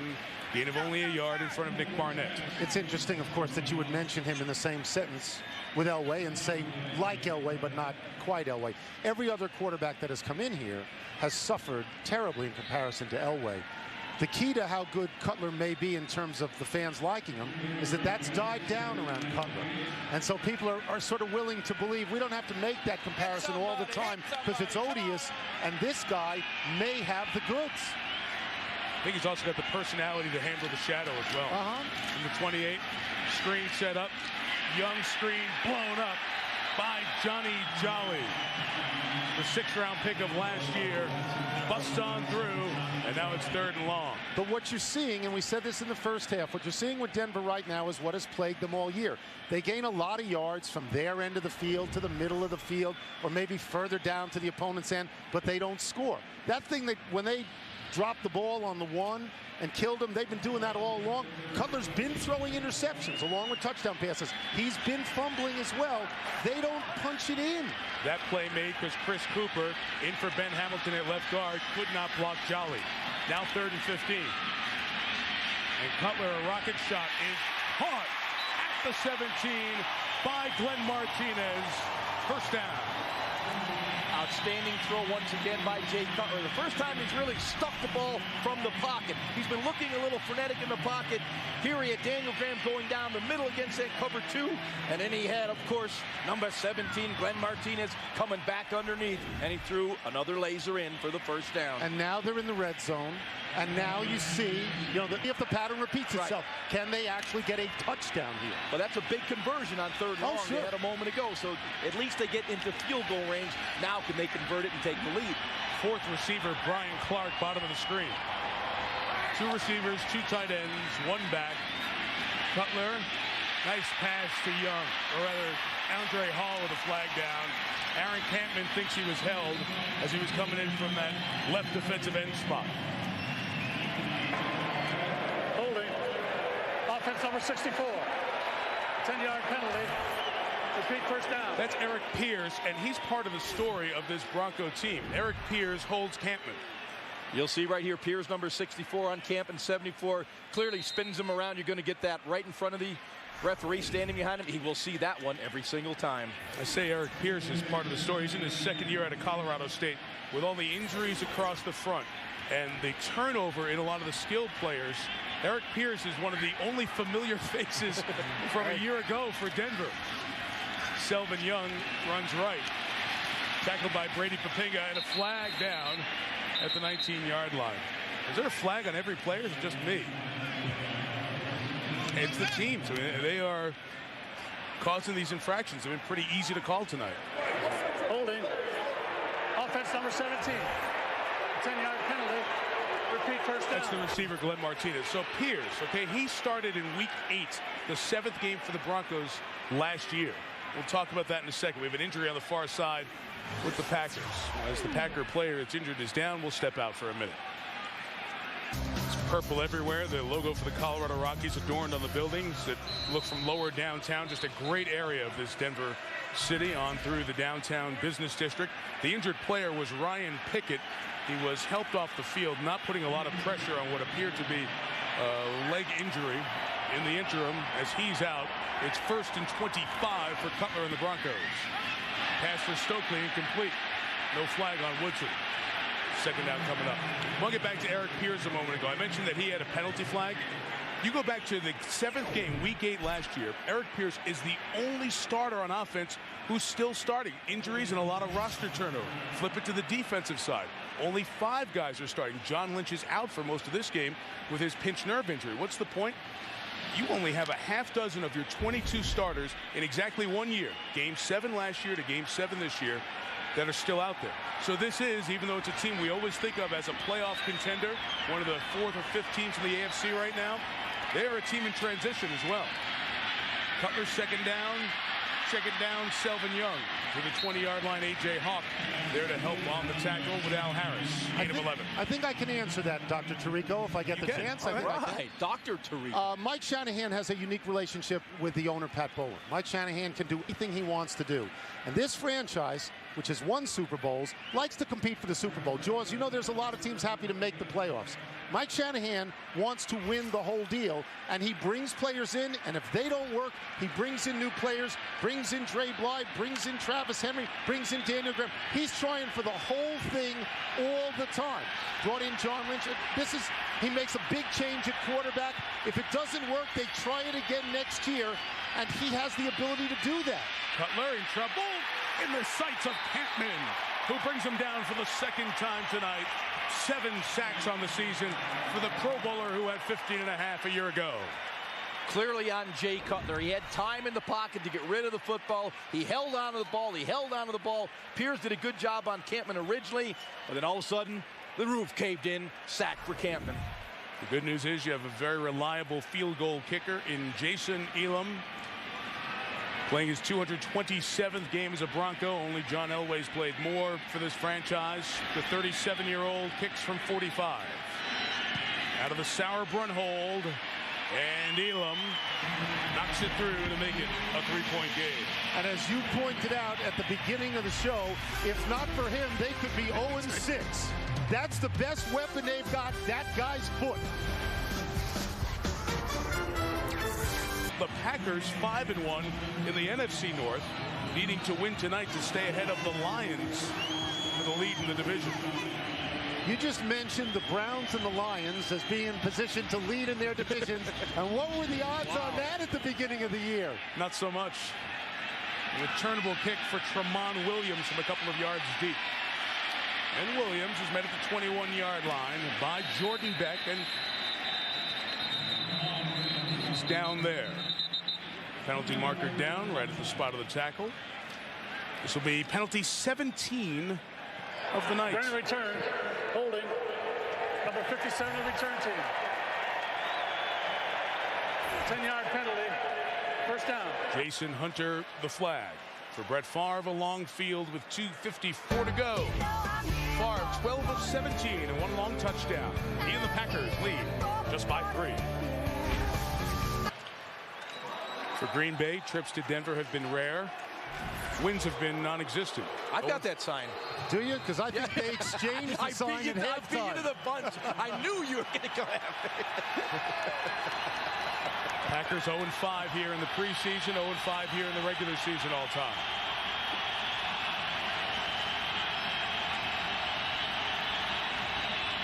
Ryan Grant to the left. Gain of 7, tackled by Dominic Foxworth in that Denver secondary. Here's Michelle. Well, that Denver secondary is still without John Lynch, Mike. He injured his neck. They called it a pinched nerve, and that injury took place early in the 2nd quarter. They said his return was probable. Now, that status, according to the Broncos, has not changed. But Lynch has never come back in the game. He has now taken off his shoulder pads. He's wearing a sweatshirt and a knit cap on the sideline. He does not appear to be coming back into this game, guys.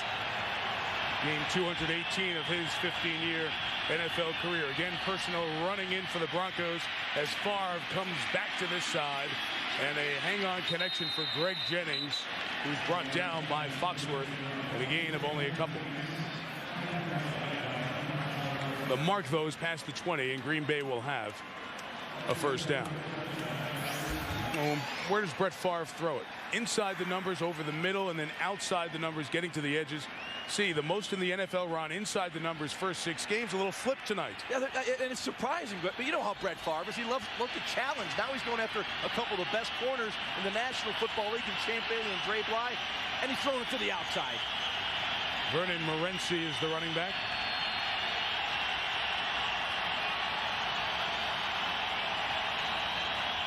Favre checks to this throw to Jennings in front of Champ Bailey. Gain of 3. Once again, you have Champ Bailey on Greg Jennings, and Favre continues to work the perimeter outside of that Denver Broncos defense. Here you'll see Champ right there, peering back into the backfield, reading that triangle, feeling the wide receiver on the inside, looking back at Brett Favre, reading that drop and getting a quick jump on the football. It's not an awfully chancy pass. Oh, that yes, it is. Yeah, pass. with a guy like Champ Bailey's point. He's looking back in at Favre, and he sees that 3-step drop. He's going to jump the route. No backs, 5 receivers. Favre to Donald Driver, where he does so much of his work and stretches forward for the first down. Donald Driver, who learned from Robert Brooks how to be a big old physical receiver, does a lot of his work where he just caught the ball. And this is exactly where Donald Driver really works the middle of the field. You'll see it right here. Look where he catches the passes. I mean, it's literally amazing the area he works. Right in there. That's less than 10 yards between the hash and the numbers to the right side. Exactly where he caught that football. Over the last 3 years, 71% of his receptions between the numbers on the field. By far best in the league for receivers. And now a longer one outside the numbers to Greg Jennings at the 45. First down, gain of 14.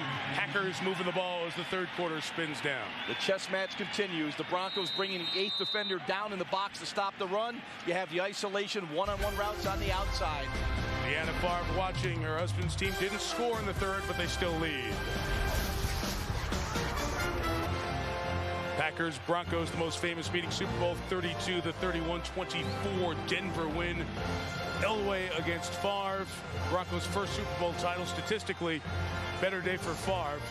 The magic moment, the Elway spin. The most magic moment, the Super Bowl trophy coming to Denver. Elway only threw 123 yards in that one, but it didn't matter. He had the one that mattered the most. And Mike Shanahan and company get that title. To the fourth quarter we go. Favre and the Packers leading by 3. First and 10 at the 45.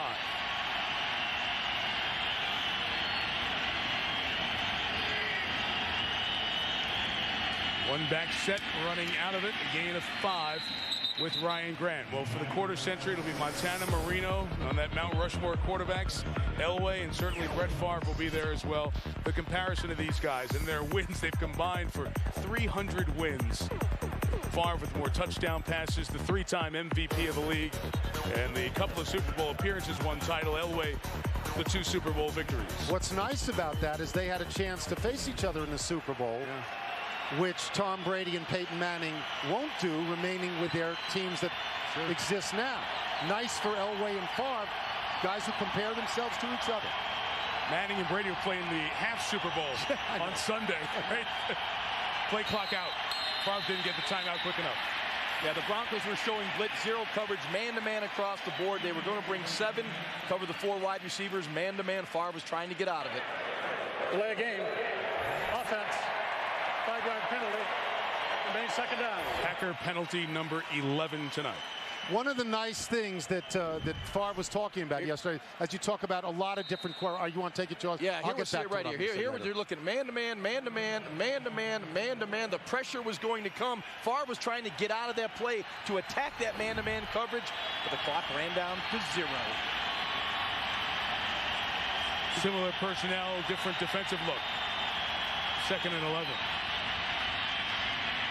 And Favre swinging it out with Grant. Submarine by Dre Bly and Ian Gold. Into Denver territory with 3rd and about 3 coming up. Just to finish the thought about the kind of quarterback that Favre is, and Elway was, and Manning and Brady and people like that. Favre is unique in this regard. Here's a direct quote. I always felt like I didn't need anyone else. That was part of the beauty and the ugliness of my career. I always felt like I can throw it in there. I can make a play where there's none to be made. Love to hear that. The beauty and the ugliness of my own career. Favre's hit all 9 this half. Driver's the man in motion. Favre looks his way. It's covered. He lost the ball and gets it back as Elvis Dumervil touches him down, and the loss will force the punt. It just slipped out of his hand. That's simple. There's a little pump fake. Now he resets, going to throw it. Whoop! The ball just comes out of his hand. Remember, we saw that 2.5 seasons ago when Favre had the season-long thumb problem.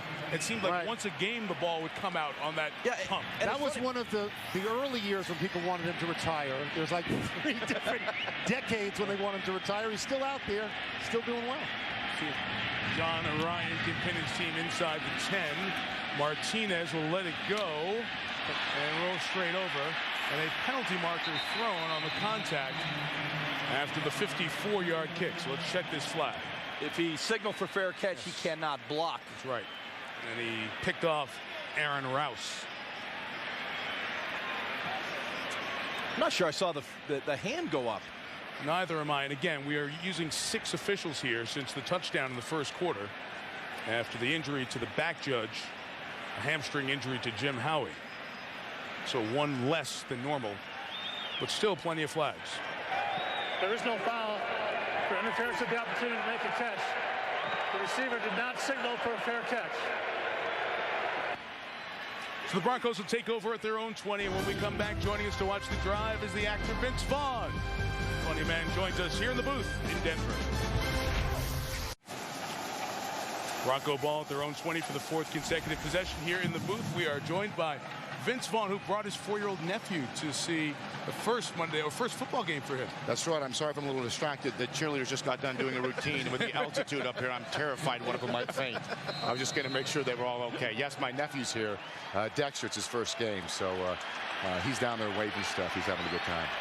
And you are as well. This is a great game. Oh, so man, unbelievable. What a great stadium. This is my first time here. It's impressive. And a franchise record crowd of 77,160 watching Cutler find his tight end, Tony Scheffler, who's becoming one of his favorite receivers. Gain of a dozen and a first down. Cutler was the guy who was like big on the bench press, right, at the combine. Wasn't he like the quarterback that also like benched like an offensive lineman? Yeah, well, all the quarterbacks are now. Yeah, just like he does. Cut and ready. I understand, Beef up. Are you a big combine follower? I wouldn't say I'm a big combine follower, but I do go through and I do like to watch that NFL Network sometimes and catch up on who could be as good as a draft pick. You're supposed to mention us. I love ESPN. I'm here. Thanks, Vince. Let's do this Heck of a job, Vince. Here's Cutler under pressure, getting rid of it. And he threw up a 50-50 ball that almost turned into an interception. And those are the balls, Jaws, that you talk about that a young quarterback can't put up in the fourth quarter. And Mike, in the pocket, he looks a bit unsettled. He's been very good with the movement, the stuff outside the pocket, but he's not settling down. Watch him here. He'll set, he'll feel a little pressure, begin to drift backwards, feels that pressure, a little cabin fever, and actually Stokely makes a heck of a play here. He's falling backwards, almost Favre-like, but you just don't want to make this throw, and Stokely saved the interception. But he has not been comfortable in that pocket. Those are the throws I make when I put it on all Madden, unfortunately.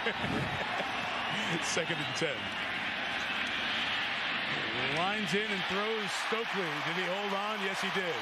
At the 48, gain of 16, first down. Good throw there. Thank you for giving us an opportunity to talk to you about football in that regard, the throws that you make. Everybody saw you in Wedding Crashers. Yes. Everybody saw you take shot after Grab shot. takes in football. That's what Maryland does. Okay. Did you take those shots we need for to real? know. Okay. Now, I took a few of those hits. I know it's very fashionable now for actors to be like, yes, I took those hits. I'm proud to have a stunt guy who steps in when it gets tough. I'll give him some kind of high five. I stand up, brush myself off, and so it goes. You know, in Invincible, Mark Wahlberg was very proud that he took all those hits. The 48, Selvin Young to the left with room. Young, a first down. And still in bounds. Selvin Young. First and goal with a marker down. Downfield at the 34-yard line. Got some rules. Will it come back for a wide receiver hold? If not, gain of 48. During the run, holding, offense number 15. 10-yard penalty. It'll be first down. You'll see Selvin Young get to the outside. Brandon Marshall blocking downfield on Al Harris. Wow. Wow. Not sure right here. It's number 15 on Al Harris. Check out the hair on Al. You can spot him. Wow. That's a bit ticky-tack, my friends. It just looked like a little bit of cloth if you saw anything up by the shoulder pad. Wow.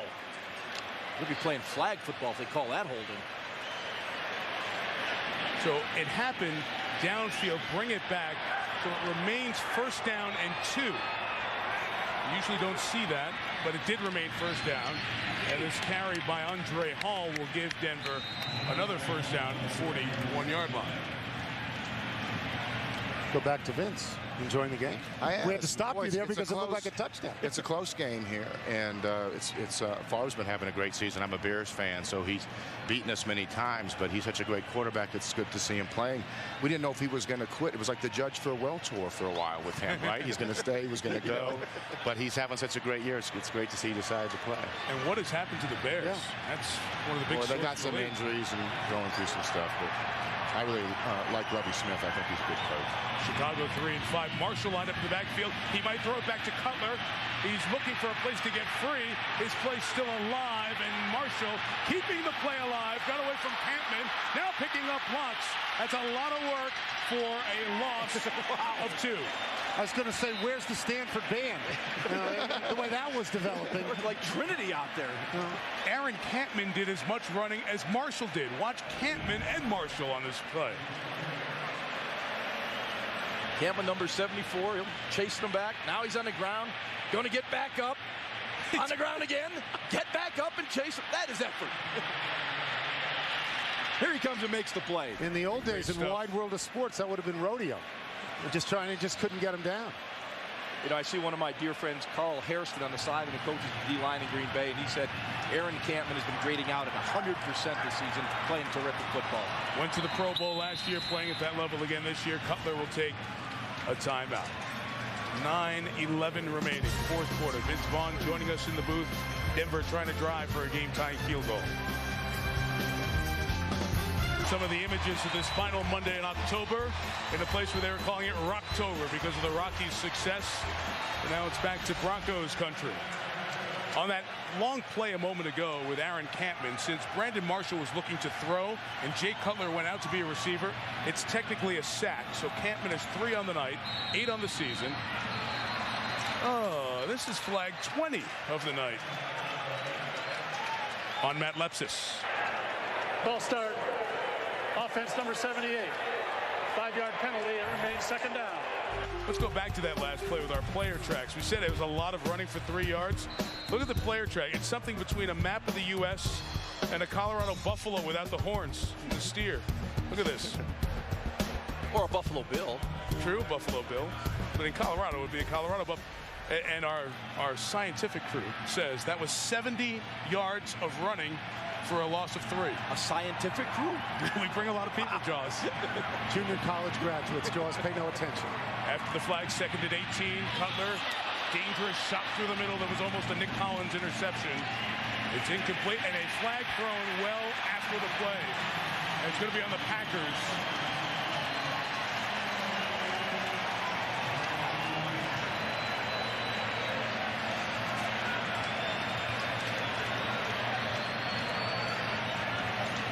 Sorry, Bigby. Delay game. Defense number 20. For the 3rd time tonight. He kicked the ball. I think he kicked the ball. That is his 3rd major penalty. That'll just be a 5, so it won't kill him as bad as the other ones did, but delaying the game. See ya. World Cup, it's gone. Probably shouldn't have done that. Someone told me David Beckham was going to be on the field. That's right. Bend it like Bigby is what the sequel movie is going to be. I think that's the first time I've seen him play since he's been here. The voice of Vince Vaughn joining us here in the booth. Aaron Rouse, the rookie out of Virginia Tech, checks in. It's 3rd and 13. And Cutler's pass is caught and brought down to Selvin Young at the 37. That's a 55-yard field goal for Elam. So what will Shanahan do on 4th and about 5? Punt.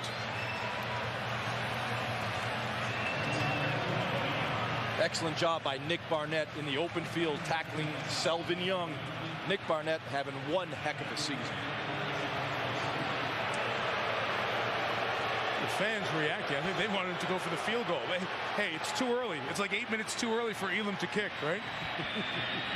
Every game they've won has been an Elam last play of the game winner. Woodson will let it go, and Sauerbrunn does his job. Pins him inside the 5. It's an impressive kick there. Yeah, that's what you have to do. Jerome Cox downs it at the 3. 97 yards for Favre and company after Sauerbrunn pins him inside the 5. I believe it was a full harvest moon just a few days ago. Halloween just a couple of evenings away, but a beautiful shot over downtown Denver. And fans in all their glory. Long field for Favre and the Packers.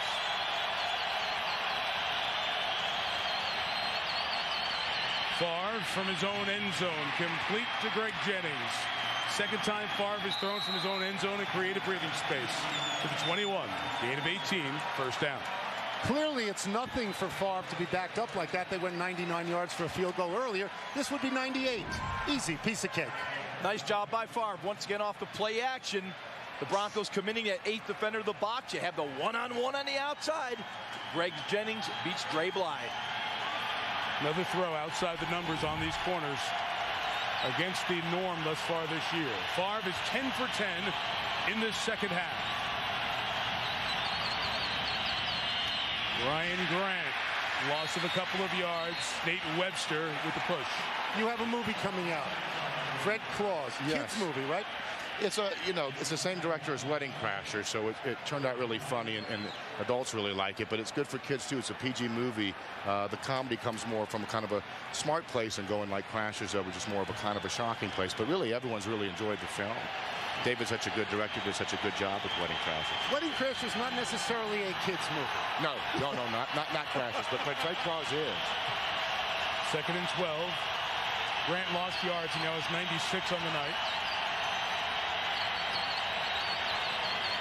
Trying to get to 100. Going to be 3rd and 11 coming up as the Broncos stack it up and make the play. Well, Vince, thank you. We enjoyed having you up here. I enjoyed it.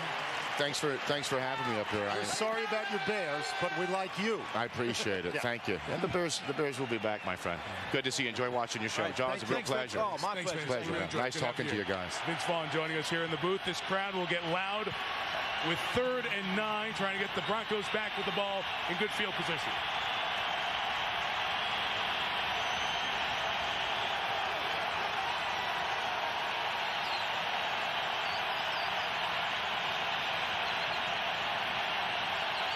Against a 3-man rush with 8 in coverage. Favre finding a hole. Caught. What a grab by Driver, who went up to get it at the 39. First down. Gain of 17. Outstanding play by Brett Favre against the 3-man rush. In other words, the Broncos are now dropping 8 in the coverage. Early in the down, the Denver Broncos win. Late in the down, Brett Favre and the Green Bay Packers win because Brett Favre was able to extend the play with his legs. 2 big throws, one from out of the end zone, one on 3rd down. Favre all 11 here in this second half.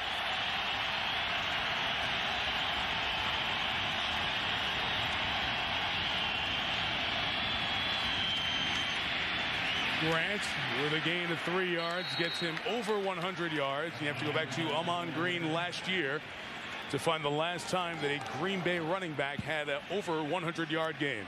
But back to the clutch catch by Donald Driver. Once again, Donald Driver is outstanding at working the middle of the field. Here you'll see him push up against his own. Comes around Foxworth, looking for the hole, settling in the hole, hoping that Brett can find him. Brett doesn't. He goes up, and he is a fearless receiver in the middle of the field. That's what you have to be because you're going to get hit. As we said in the first half, credit to Robert Brooks, who was here when he was breaking in the league 9 years ago, for teaching him how important that skill is. Inside of 5 minutes now, 4th quarter. Favre, another first down throw. Takes it to the 45-yard line with James Jones. Once again, Favre doing an outstanding job of manipulating the linebackers of the Denver Broncos. He pump fakes to the left. That forces the linebacker number 58, Nate Webster, to vacate his area, and Favre comes back to the right. Pump to the left. You see Webster move inside. He comes back to the outside and hits James Jones with the throw. Once again, excellent job by Brett Favre. James Jones over 100 yards receiving. Ryan Grant over 100 yards rushing. Two rookies, or two first-year players. Jones a rookie third-round pick. Grant traded by the Giants before the season started. Grant runs, gain of 2. Tackle Simeon Rice, Susie Colbert on the sideline. Well, because of Brett's gunslinging style, the thing he never gets enough credit for is his intelligence and his preparation. Steve Mariucci, who was his quarterback coach in the early days with the Packers, says even in his wild and craziest days, he was incredibly diligent. They lived next door to each other, and Brett would insist that late on Tuesday night, Mooch bring home the playbook so he could see it as soon as the plays were installed. Couldn't wait till Wednesday morning, and Mooch said as long as he's known him, he works every Tuesday, which is the players' off day. Just doesn't get enough credit for the hard work, too. Mike McCarthy has lauded that as well as pregame preparation. Grant will lose a yard, drop back from 104 to 103. Ian Gold over there to make the tackle along with Antoine Burton, shaken up earlier. Favre and Mike McCarthy go back to 1999 when McCarthy was an assistant with the Packers. That's helped build a relationship here in the last 2 years. Near perfect balance tonight. McCarthy told us, I know you're looking for drama between me and Brett, but there is no drama. He's easy to coach. Mega play, 3rd and 10. And here the Broncos coming with their 4-man rush, so they'll drop 7 into coverage. Favre getting rid of it quick. Ooh, dangerous throw. Champ Bailey was sitting there waiting for James Jones. So here you have 4th down and 10. Elvis Dumerville made the pressure. Favre's first incompletion of the half will give the ball to the Broncos. And Favre drops back and just gets the elbow hit as he's delivering the football. He may be lucky. Yes. Champ Bailey played inside because he had help over the top. A good throw may have been picked off by Champ Bailey and taken to the house for a Broncos touchdown. John Ryan has failed at trying to pin it inside the 10. This kick has a little better chance, so Martinez calls for and makes a fair catch at his own 6. So in the city where Elway had all the 2-minute drives, and Favre here, who's had all the 2-minute drives, Jay Cutler's turn to take him down the field. Denver has a tough stretch. 4 of their next 5 are on the road. Their only home game in that stretch of 5 is back here on a Monday night in 3 weeks against Tennessee. So a lot on the line on this drive, starting from their own 7 and starting out of the gun with Cutler. Jay Lofton went up for the tight end. Scheffler, pass interference on Bigby, his 4th flag of the night. And 13 on the Packers this evening. Pass interference. Defense number 20 penalizing for spot of the foul and a 1st down.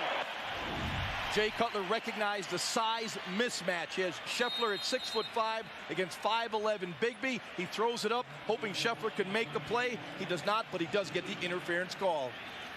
Atari Bigby in his 2nd year out of Central Florida has struggled tonight. Back under center to run Selvin Young left. No gain. Nick Collins comes crashing down to stop him. Denver not running up to the line and will spin it down to the 2-minute warning. So the Denver Broncos, who have 3 wins this year, all 3 coming on field goals on the last play of the game by Jason Elam, might need an Elam field goal to send this to overtime.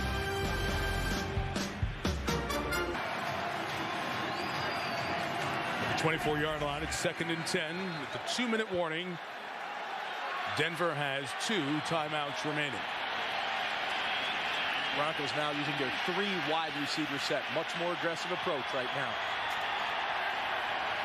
Man coverage top and bottom. Cutler looks middle, and it's caught by Martinez.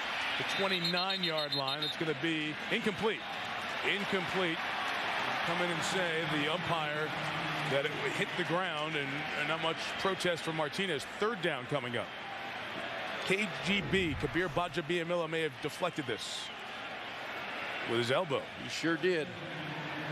The Packers have 10 batted balls this season. With Colleen Jenkins has 11. Johnny Jolly has 4.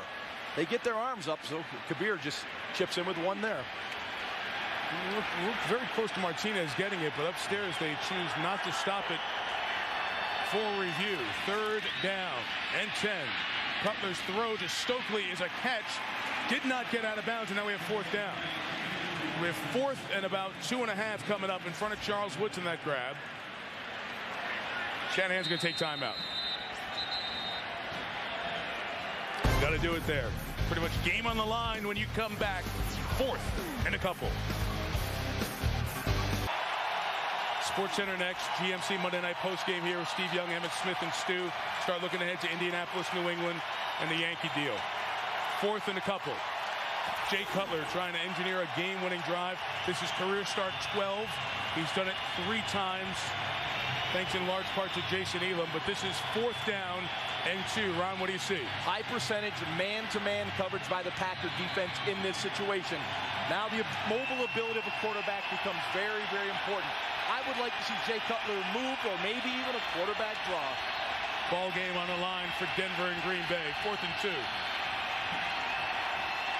High snap, brought in. Stokely won the battle with Al Harris. 1st down at the 39-yard line. Man-to-man coverage, you got to win the battle. Stokely did it against a very good corner in Harris.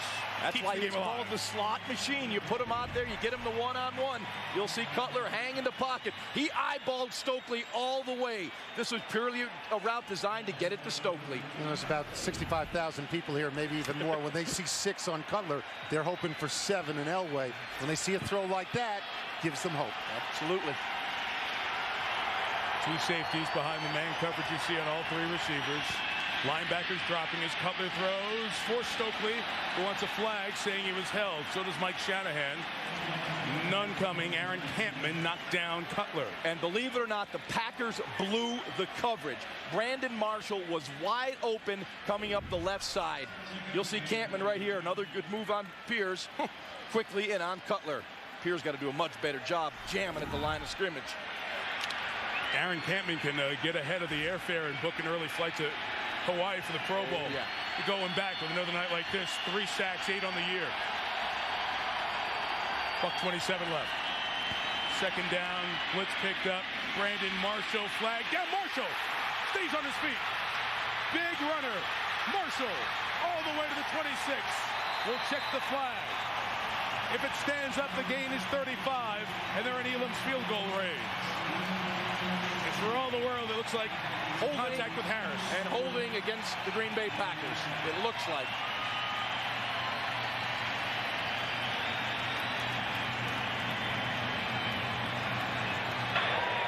Prior to the pass, holding, defense number 21. Steelers decline. That results in a 1st down. Brandon Marshall, who is a huge receiver at 6'4", 230, telling us he's so used to using his body and getting close. The flag was thrown, we believe, on Woodson on Stokely, according to the penalty call, not Harris. At the 26, in field goal range, 1 timeout, 76 seconds left. Cutler, Marshall again. Picked up a block from the tight end, Daniel Graham. A.J. Hawk awaits and brings him down at the 13-yard line. Clock turns inside a minute. You don't want to give Favre the ball back either. Right. A lot of time on the clock, ticking at 55 seconds right now. Denver still has a timeout. There's no need to panic. If you're the quarterback, Jay Cutler, right now, remain calm. Ryan Clark, receiver at the bottom of the screen. Stokely in the slot, can run here. They will. The rookie Selvin Young trying the back door. Keeps the run alive. Selvin Young to the 3-yard line. 1st and goal. May want to take a timeout here if you're Denver. And they will with 24 seconds remaining.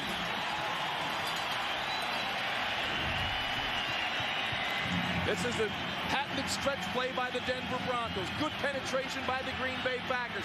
This is all Selvin Young, making people miss, taking it down to the 3-yard line. Outstanding vision, good feet, good quickness, ability to shed a tackler. Look at the vision. Look at the strength of the legs. Nick Barnett with the miss almost takes to the house. Selvin Young, big play. And again, Young is only playing because of Travis Henry's rib injury. There's the possibility of a one-year suspension for a third positive test with the league's substance policy with Travis Henry. That is in the court system. There'll be a review next week. The point of that is Selvin Young might be the back for the rest of the season for the Broncos. We're not sure. But this rookie out of Texas came out and has made a great play. And now Jason Elam, the MVP of the year for the Broncos, knows his team has no timeouts remaining. So everybody's got to be aware on the sideline. Usually you don't make a mistake here, and you're smart about killing the clock. But you have to be aware just in case you have to scramble out. Exactly. You're still okay with 24 seconds to run anything you want. Every play is available right now in the play selection book because you can still get up and spike the football. Ron Winter. Thank you. You're welcome. He's resetting the play clock at 25. It's 2nd and 1 for a first down, 3 for a touchdown. Cecil Sapp is the back next to Cutler. Cutler throws for Marshall, incomplete. Tried that back shoulder throw on Al Harris. Look, there has not been a lot of good news here in Denver. You mentioned what may befall Travis Henry. There's a lot of injuries. John Lynch lost in this particular game. Everybody knows that Darren Williams was shot to death on New Year's Eve following the last game of last year. Damian Nash had a heart attack at a basketball game. The Broncos carry all of that with them. They are looking for a big win here. Glenn Martinez and Stokely go to the top. Bottom of the screen is Marshall. It's 3rd and 1. Cutler will run it. Didn't get the first down. Now there's 16 seconds left. A lot of time. Get the field goal team out. A lot of time. The clock is running, and now the scramble is on. As players come in and out, we're down to 8 seconds. You're okay, no problem. Elam knows it. They're set up. The Packers are clear of the field. This for the tie. Snap, hold, tie game. We go to overtime in Denver. Of course Elam was going to do that. Of course he was going to run out and at the last possible second either tie or win the game.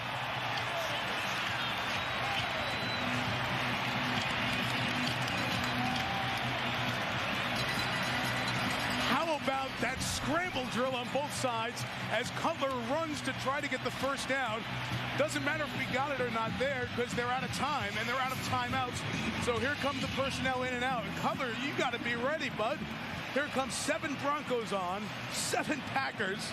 And as the time runs down, Elam, like he's kicking back, getting a manicure, walks out there and just smooths it to send us at 13 to the 5th period. Mike, I was a holder for 15 years for extra points and field goals. 18 seconds is the cutoff to get your kicking team on the field and get your offense off the field. The Broncos executed it to perfection to tie this game up. To Ron Winter's microphone for the overtime coin toss. Okay, captains, for overtime, it's 4th quarter timing, and each team is entitled to 2 timeouts. Green Bay, it's your choice. Heads. He called heads.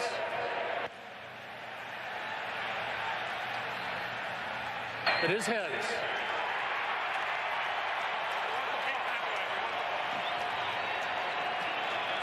Green Bay has won the toss.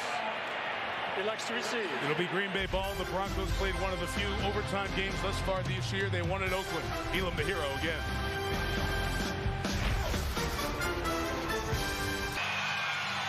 Fourth overtime game in the National Football League this year. 2nd involving the Broncos. The Packers have lost their last 4 regular season road overtime games.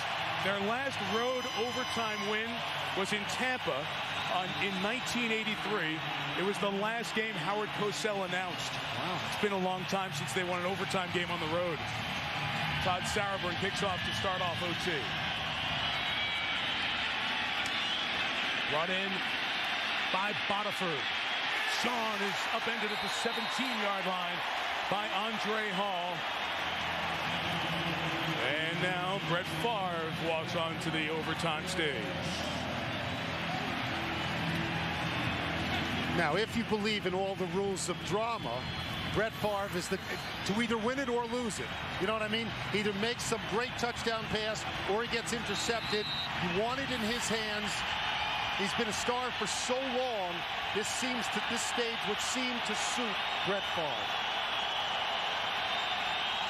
Ryan Grant, the running back.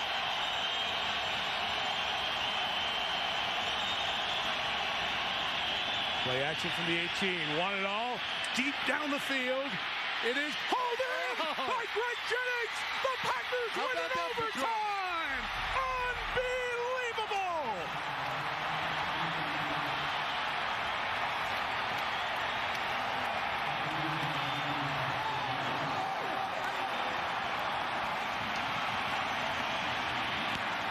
Brett Favre does it again.